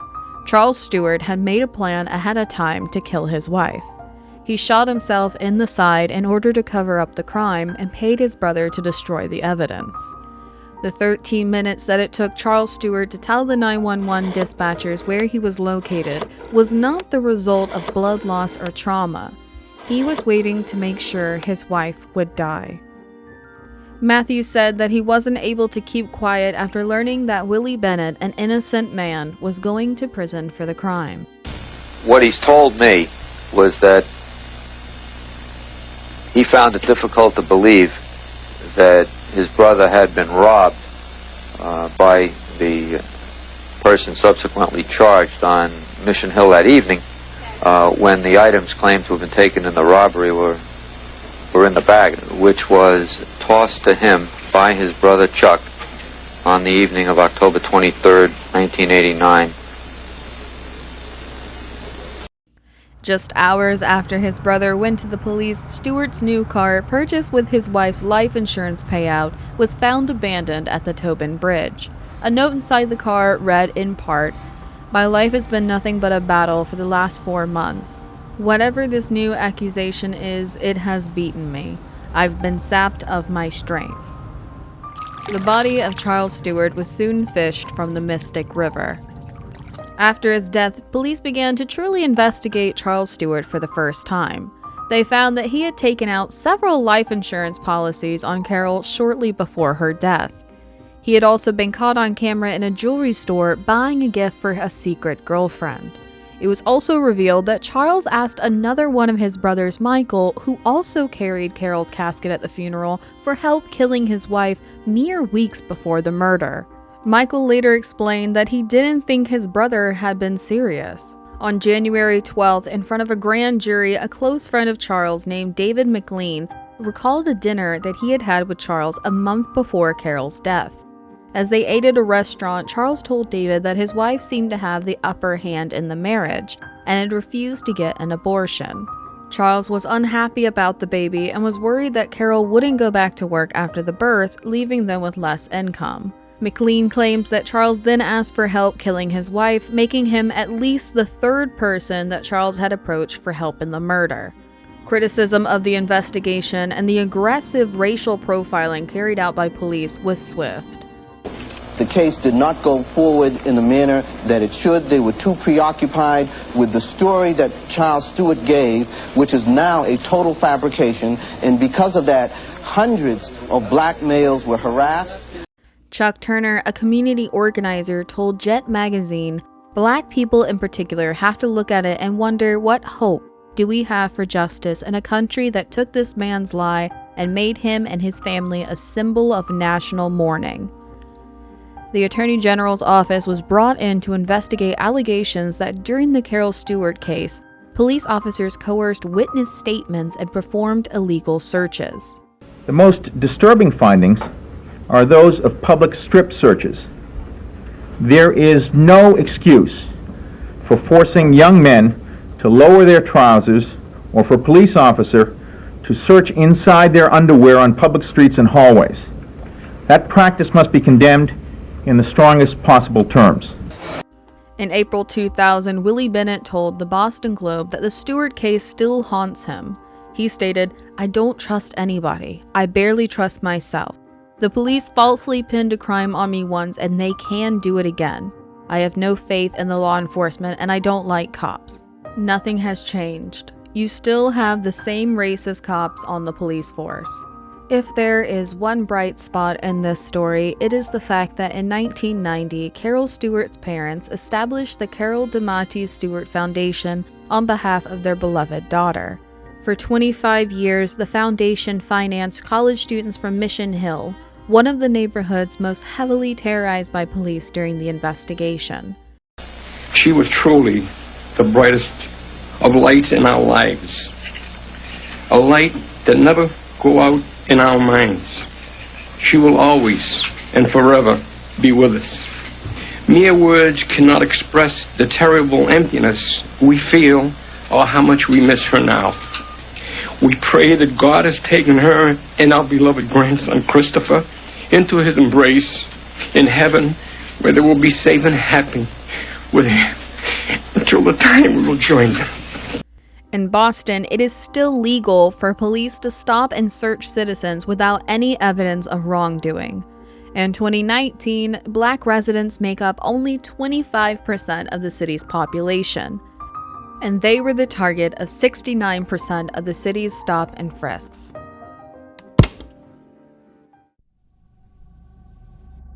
Have you ever told a snowball lie? You know, the kind of lie that starts off small but then gets bigger and bigger. The kind of lie that goes on for so long it becomes impossible to stop telling it. If a lie went on for years and if telling the truth meant destroying your whole life, how far would you go to keep the truth from coming out?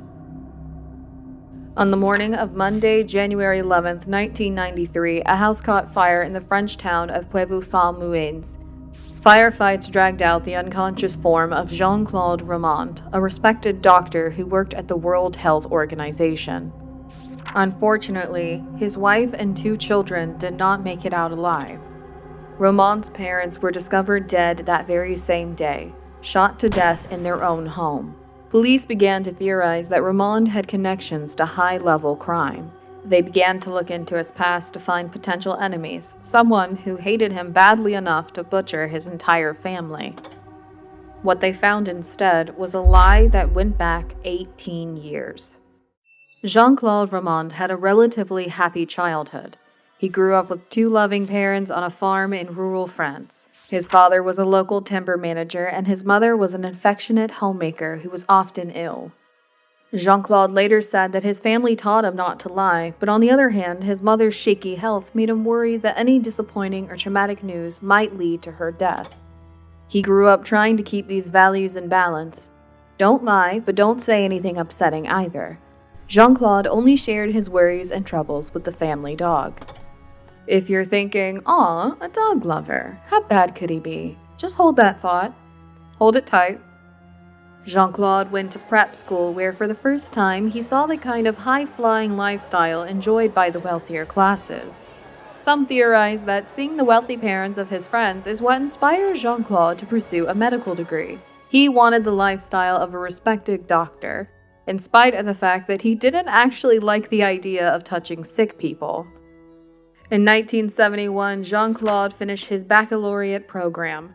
His final essay was titled, "Does Truth Exist?" After his baccalaureate, Jean-Claude enrolled in medical school, where he knew his distant cousin Florence was studying to be a pharmacist. He had been in love with her since the age of 14, and he eventually convinced her to go out with him. They were only distantly related, so I guess it's fine, but still, it's pretty French, right? So here's the thing. Jean-Claude Remond actually did totally fine at medical school. He wasn't a genius, but med school is really hard, and he passed all of his classes and exams. Until, that is, he reached the final exam of his second year. It's unclear whether he slept in deliberately or by accident, but he missed the final test. No problem, Jean-Claude just arranged a makeup exam. Then he missed that one too. Later he said it was because he fell down the stairs and broke his wrist. But even if that's true, he could have taken the exam verbally. So, what's the deal, Jean-Claude? Was it the pressure? Exam stress? The idea of sick people haunting his dreams and becoming waking nightmares? Whatever it was, Jean-Claude Remond could not enroll in his third year of medical school. Instead of admitting his failure, Jean-Claude told everyone that he passed his exam. While he could not enroll for the third year, there was no rule against him re-enrolling for the second year over again. So that's what he did, every year for 11 years. He maintained his student status by re-enrolling in the second year of the program. Then he showed up for all the classes his friends were in, pretending to progress through medical school. He even showed up before and after exams, so everyone thought that he had sat them. By all accounts, Jean-Claude Remond did all the work it takes to become a doctor. He just never actually took the test. Of course, even with the very lengthy process of going through med school, there's only so long you can pretend to be a student. So eventually, the lie graduated. Jean-Claude Remond told everyone that he was a full-fledged doctor working for the prestigious World Health Organization. He married Florence, who worked as a pharmacist, and they had 2 children, Caroline and Antoine. On the outside, Jean-Claude Remond was a great father and husband. He often left home to fly to Geneva to do research for the World Health Organization. He was inventing new medications for research trials and bringing home souvenirs from his trips. He was an attentive father, too. He insisted on keeping strict boundaries between his work and personal life, never inviting colleagues home and never having his family visit him at work. In fact, Florence never met anyone else from the WHO and sometimes joked that her husband might actually be a spy. Of course, Jean-Claude wasn't really a doctor and he wasn't really working for the WHO. In fact, he was unemployed. He would often drive to Geneva and hang out in the public parts of the WHO building, sending mail, drinking coffee, and picking up pamphlets to bring home as work material. Other times, when he was supposed to be traveling the world, Jean-Claude would drive to an airport and stay at a motel, reading guidebooks for the countries he was supposedly visiting and calling his family to let them know what the weather was like. Now, how could Jean-Claude afford to support his family with no job? At first, it was through the sale of an apartment that his parents had purchased for him while he was in school. That bought him a couple of years. Then, when a family friend was diagnosed with late-stage cancer, Jean-Claude told him that he was working on a new, cutting-edge experimental treatment through the WHO. Jean-Claude told the cancer patient that he could smuggle some pills out of the trial, but it would be costly. Desperate, the cancer patient paid Jean-Claude 60,000 francs for what turned out to be sugar pills. He died a year later. Jean-Claude didn't live a frugal life. He moved his family into a large house, bought a BMW, and lived lavishly. He told everyone that his work through the WHO gave him connections to some excellent investments, netting him an enormous 18% return every year. He offered to invest money on behalf of his friends and family. They eagerly handed over their cash, and Jean-Claude never invested a cent. He kept it, and then he spent it. As if all of these lies weren't enough, Jean-Claude also got himself a mistress named Corinne Auerton, a mother of 2. When Corinne sold some real estate for 900,000 francs, she gave the money to Jean-Claude to invest, on the condition that she'd be able to get it back whenever she wanted. Of course, there's only so long a pyramid scheme like this can last. Eventually, Jean-Claude's father-in-law asked for his investment money back. Jean-Claude's bank account was empty, and he was unable to comply. Shortly afterwards, his father-in-law fell down the stairs and died. Conveniently, Jean-Claude was the only witness. Then things started to escalate. A friend of Florence told her that Jean-Claude wasn't listed as a WHO employee, and Florence began to get suspicious. Corinne, Jean-Claude's mistress, became the second person to ask for her money back, but Jean-Claude had already spent it. In fact, at this point, he had spent over 2.5 million francs that he was supposed to have invested for various people, and he had been lying to everyone for 18 years. Like in medical school, Jean-Claude had a choice to make: come clean or cover up. He couldn't bear to come clean. Telling his wife and parents that he wasn't really a doctor after all of these years was unimaginable. So he went with option B: cover up. First to go was Florence, the person who was closest to the truth. On January 9, 1993, Jean-Claude took a rolling pin and beat Florence to death in their bed. He then took the rolling pin to the kitchen, cleaned it off, and climbed into bed next to his wife's body and went to sleep. The next morning, he got up and watched cartoons with his 2 kids. Afterwards, he spiked their drinks with barbiturates. When they complained of feeling ill and got into their beds, he shot them both. His daughter Carolyn was 7 years old, and his son Antoine was 5. Now there were only 2 people left that might uncover Jean-Claude's secret: his parents and Corinne, his mistress. After killing his children, Jean-Claude purchased a handgun and silencer. He went to his parents' house and had dinner with them. Then he shot them both. The family dog was distressed and kept running back and forth between the bodies, so Jean-Claude shot the dog too. Once he had cleaned his gun, Jean-Claude called Corinne and invited her to a dinner party. She agreed, and he picked her up that evening. Here's when Jean-Claude's plans finally went awry. He drove Corinne to a rural road, then told her to get out of the car and close her eyes. He had a surprise for her. But instead of the jewelry that she was expecting, Corinne was pepper sprayed and tased. Jean-Claude tried to strangle her with a cord. Amazingly, she managed to fight him off. At that point, Jean-Claude tried to play mind games, claiming that he was just defending himself and she had been the one to attack him. He also said that he had cancer, which was causing him to lash out. This was all obviously nuts, but they were in the middle of nowhere, so I guess I can't blame her for pretending to believe him and letting him drive her home. At any rate, whatever Corinne did or said kept her alive. So major props to you, Corinne. You're a survivor. When Jean-Claude made it to his family home early on the morning of Sunday the 11th, he spent 3 hours watching TV and then 3 hours calling Corinne and insisting he didn't want to kill her. Then, nearly 48 hours after murdering his wife, Jean-Claude Ramond spread gasoline throughout his house, took a handful of sleeping pills, and then lit a match. So here's the thing. Jean-Claude claims that he did this because he was suicidal. He realized that all the killing hadn't actually solved his problems. The truth was going to come out. Overwhelmed and depressed, Jean-Claude wanted to die. Of course, that's his story. Other people, for instance, judgmental YouTube commenters like myself, might point to some more conflicting facts. Like the fact that Jean-Claude closed his bedroom door, blocked the bottom of it so smoke couldn't come in, and opened a window after he heard the fire engines. Essentially doing everything he could to prevent excessive smoke inhalation before passing out. He didn't swallow the same potentially lethal barbiturates that he had fed to his children. Instead, he took some very expired sleeping pills. So, did he really have a death wish, or was he trying to stage an arson and pretend his family died in the fire? Let us know what you think in the comments. I know where I stand.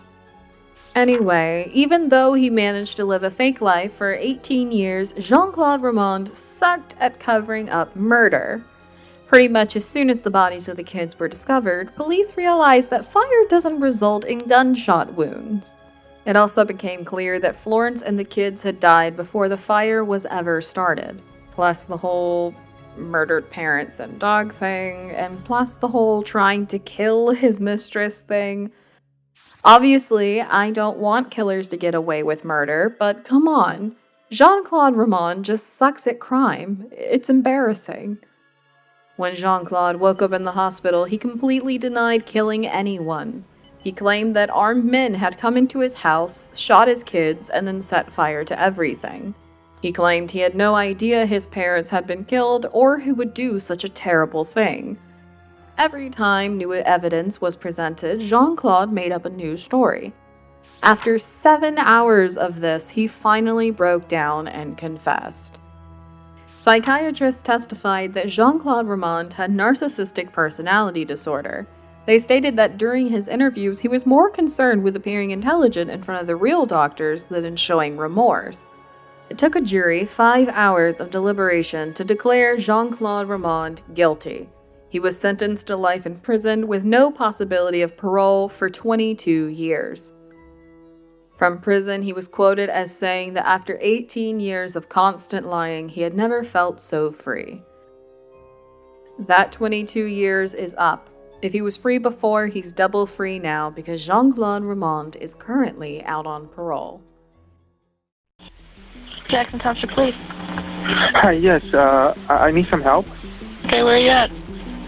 4924 Portage Street. 4924 Portage? Yeah. Hey, what's going on? I can't find my daughter.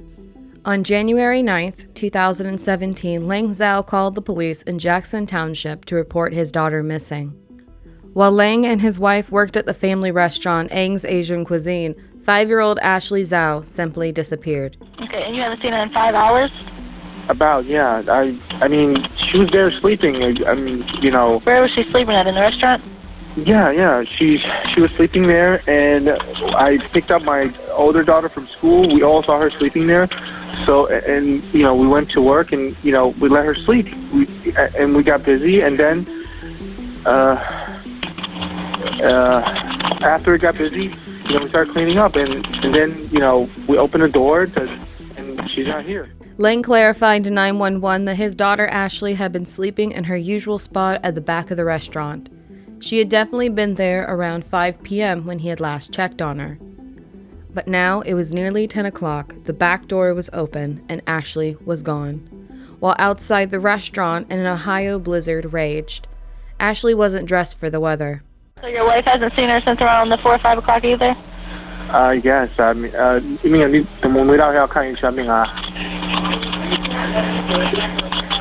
she says she's not sure before we got busy. Usually we get these around 4 or 5 o'clock. That's the best time we can, you know, like. That's right. What's your daughter's name? Ashley. Okay. All right, my officer's outside if you want to go and meet my officer at the door, okay? He's here right now? Yeah, he's already outside. In the front or the back? He should be in the front. Okay, all right. Okay, thank you. Bye. Lang Zhao sounds admirably calm as he talks to 911. In the background is his wife Ming Ming Chen. Both seem concerned, but they haven't started to panic yet. Police respond quickly to the call, and although Ashley is only 5 years old, it's clear that at first there is optimism about finding the little girl.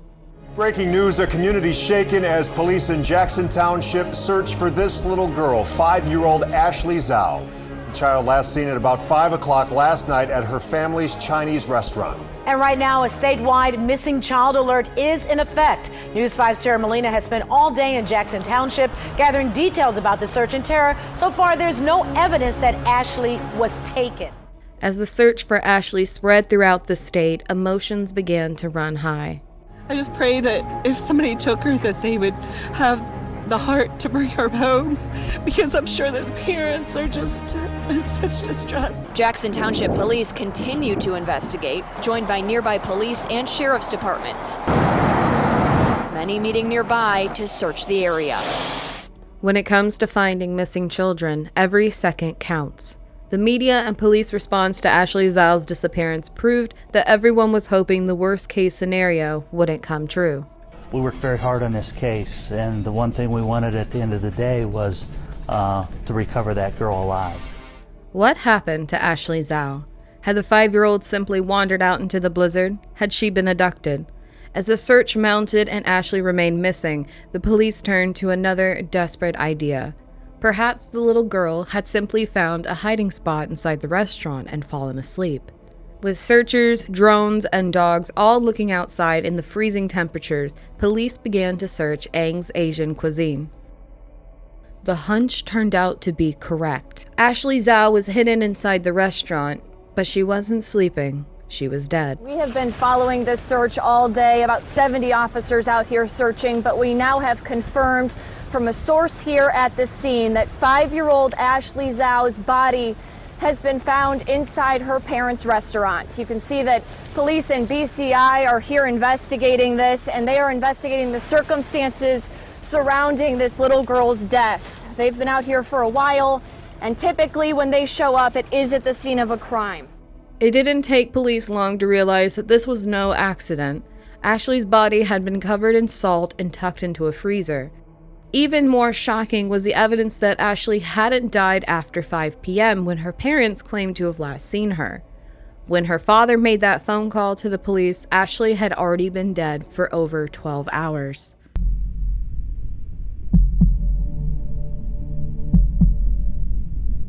On the surface, Lang Zhao and Ming Chen were thriving. They owned a prosperous restaurant and had 2 daughters, Ashley and 6-year-old Jojo. But despite appearances, the couple had been struggling for years. While Lang Zhao was a naturalized citizen, Ming Chen was living under the high stress of being an undocumented and illegal immigrant. She was a practitioner of Falun Gong, a religion actively persecuted in her home country of China, and lived under constant fear of deportation. Lang and Ming's second daughter Ashley was born. The stress of managing the restaurant caused the parents to send her to live with her grandmother, whom they thought would be able to take care of her. But when Ashley returned to her parents at the age of 5, it was clear she had not thrived under her grandmother's care. You got her, she's 4, she's not potty trained. She doesn't know her last name. She doesn't know if she's a boy or a girl. I know you can't verify that, but if you want, I can tell you, you can put me back on the machine and I can tell you that I'm telling you the truth when I'm telling you these things. You can put me back on that machine, I can tell you that when I'm telling you these things that she's not potty trained, she doesn't know her last name, and she doesn't know if she was a boy or a girl when we got her when she was born. And the list goes on and on. Was Ashley abused at her grandmother's, or was she simply born cognitively delayed? Whatever the explanation, having a 4-year-old in diapers infuriated Ming Chen. Lang Zhao told police that Ming frequently had outbursts of temper directed at Ashley. In his police interrogation, Zhao details a year of escalating abuse, with Ming physically lashing out at her daughter on a weekly basis. Lang regrets not stepping in, but is still desperate for his wife's issues to be understood. My wife, she's not a bad person. She's not. I mean, I married her. I wouldn't marry her if she was physically abusive at the beginning.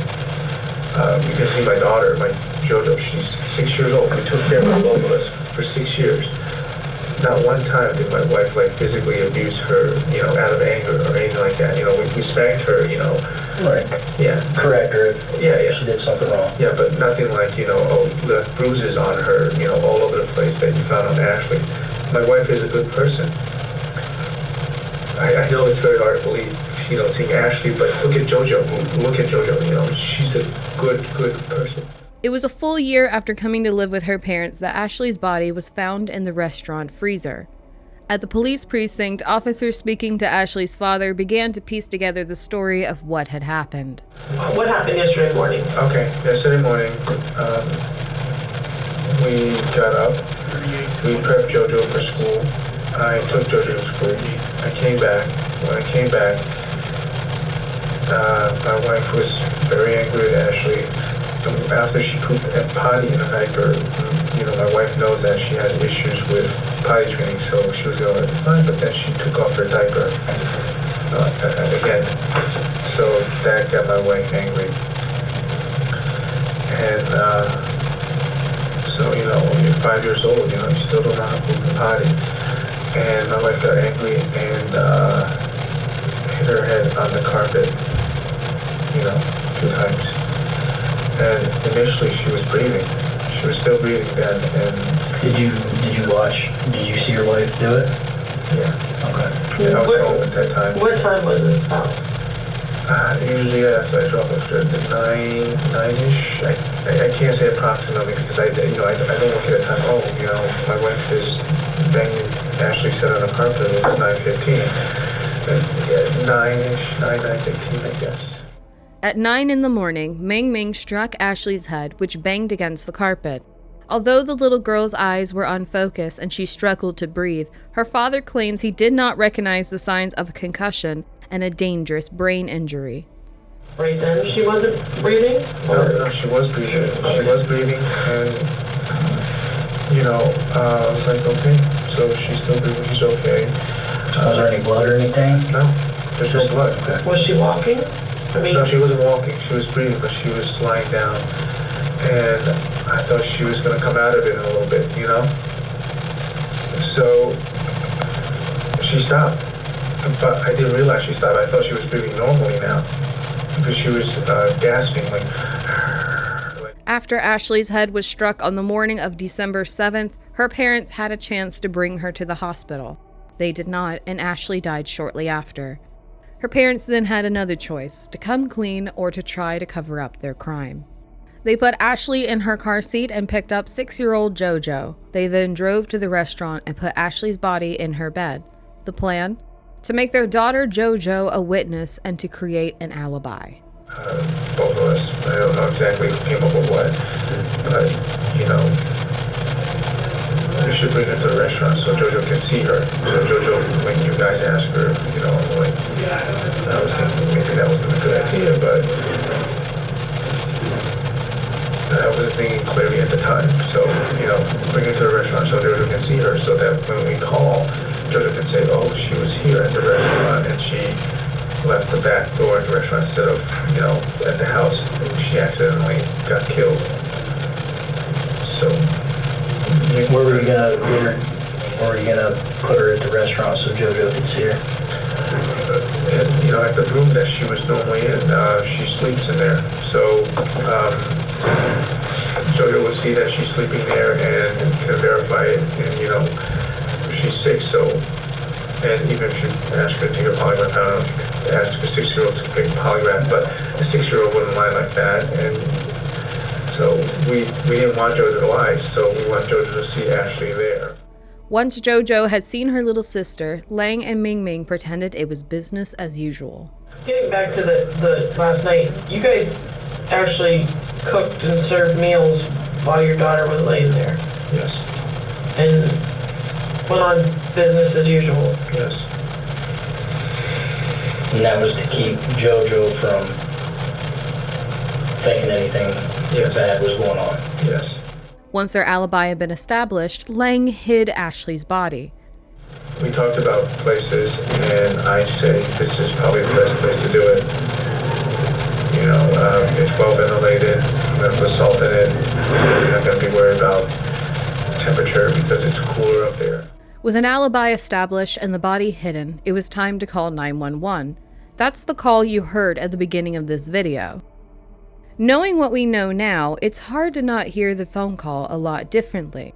It's not a father trying to keep calm in the face of fear, but a man trying to stay casual while hiding a terrible secret. Jackson Township Police. Hi, yes, I need some help. Okay, where are you at? 4924 Portage Street. 4924 Portage? Yeah. Hey, what's going on? I can't find my daughter. It's important to note through all of this that it is Lang Zhao whose word we are depending on for much of this story. It was Lang who told the police that Ashley had come to the family as a difficult and needy child. It is Lang who describes his wife's outburst and the incident that resulted in Ashley's death. It is Lang who makes the 911 call that sets off a search for Ashley in the blizzard that night. But it is also Lang whose lengthy confession fills in all the gaps in his wife's story. Lang also agreed to testify against his Ming Ming at trial. Meanwhile, Ming Ming Chen's available interrogation footage is short and terse, and doesn't tell us very much about her perspective on the crime. What happened? How did she die? Just killed her, and then she died. Did you hit her? Yeah. Okay. How'd you hit her? How? Yeah. Your hand to do that? Ming Ming Chen's defense attorney, Richard Drucker, tells a different story than Lang Zhao. Drucker claims that Ming Ming was the victim of an abusive household, that Lang Zhao was violent towards his wife and daughter, and that Ashley's father also bears some responsibility for her death. Whatever the truth may be, Ming Ming pled guilty to murder and was sentenced to 22 years in prison. Lang Zhao, while clear to the guilt in the murder of his daughter, nevertheless was convicted of obstructing justice, gross abuse of a corpse, tampering with evidence, and 2 counts of endangering children. He was sentenced to 12 years in prison.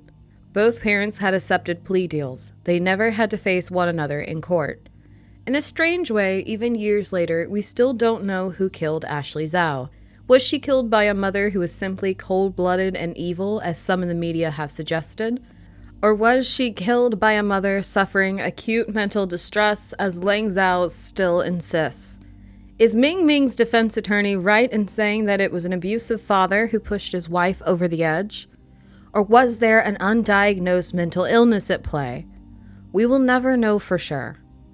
Whatever the root cause of Ming Ming's abusive outburst, and whatever her parents' reasons for acting as they did, it's clear that the community of Jackson Township will never forget Ashley Zhao. She was the sweetest little thing. I just loved her so much. Every time I would go in to pick up food from them, she was always behind the counter and she would talk to me. A month after her death, a candlelight vigil was held in memory of Ashley Zhao. Mourners gathered with candles and flowers outside of Ang's Asian cuisine. Once the home of a tight-knit family, and now an empty reminder of a terrible crime. Thanks for watching Beyond Crime. If you enjoyed this episode and want to support more true crime content, don't forget to like, subscribe, and comment to let us know what you thought of this case.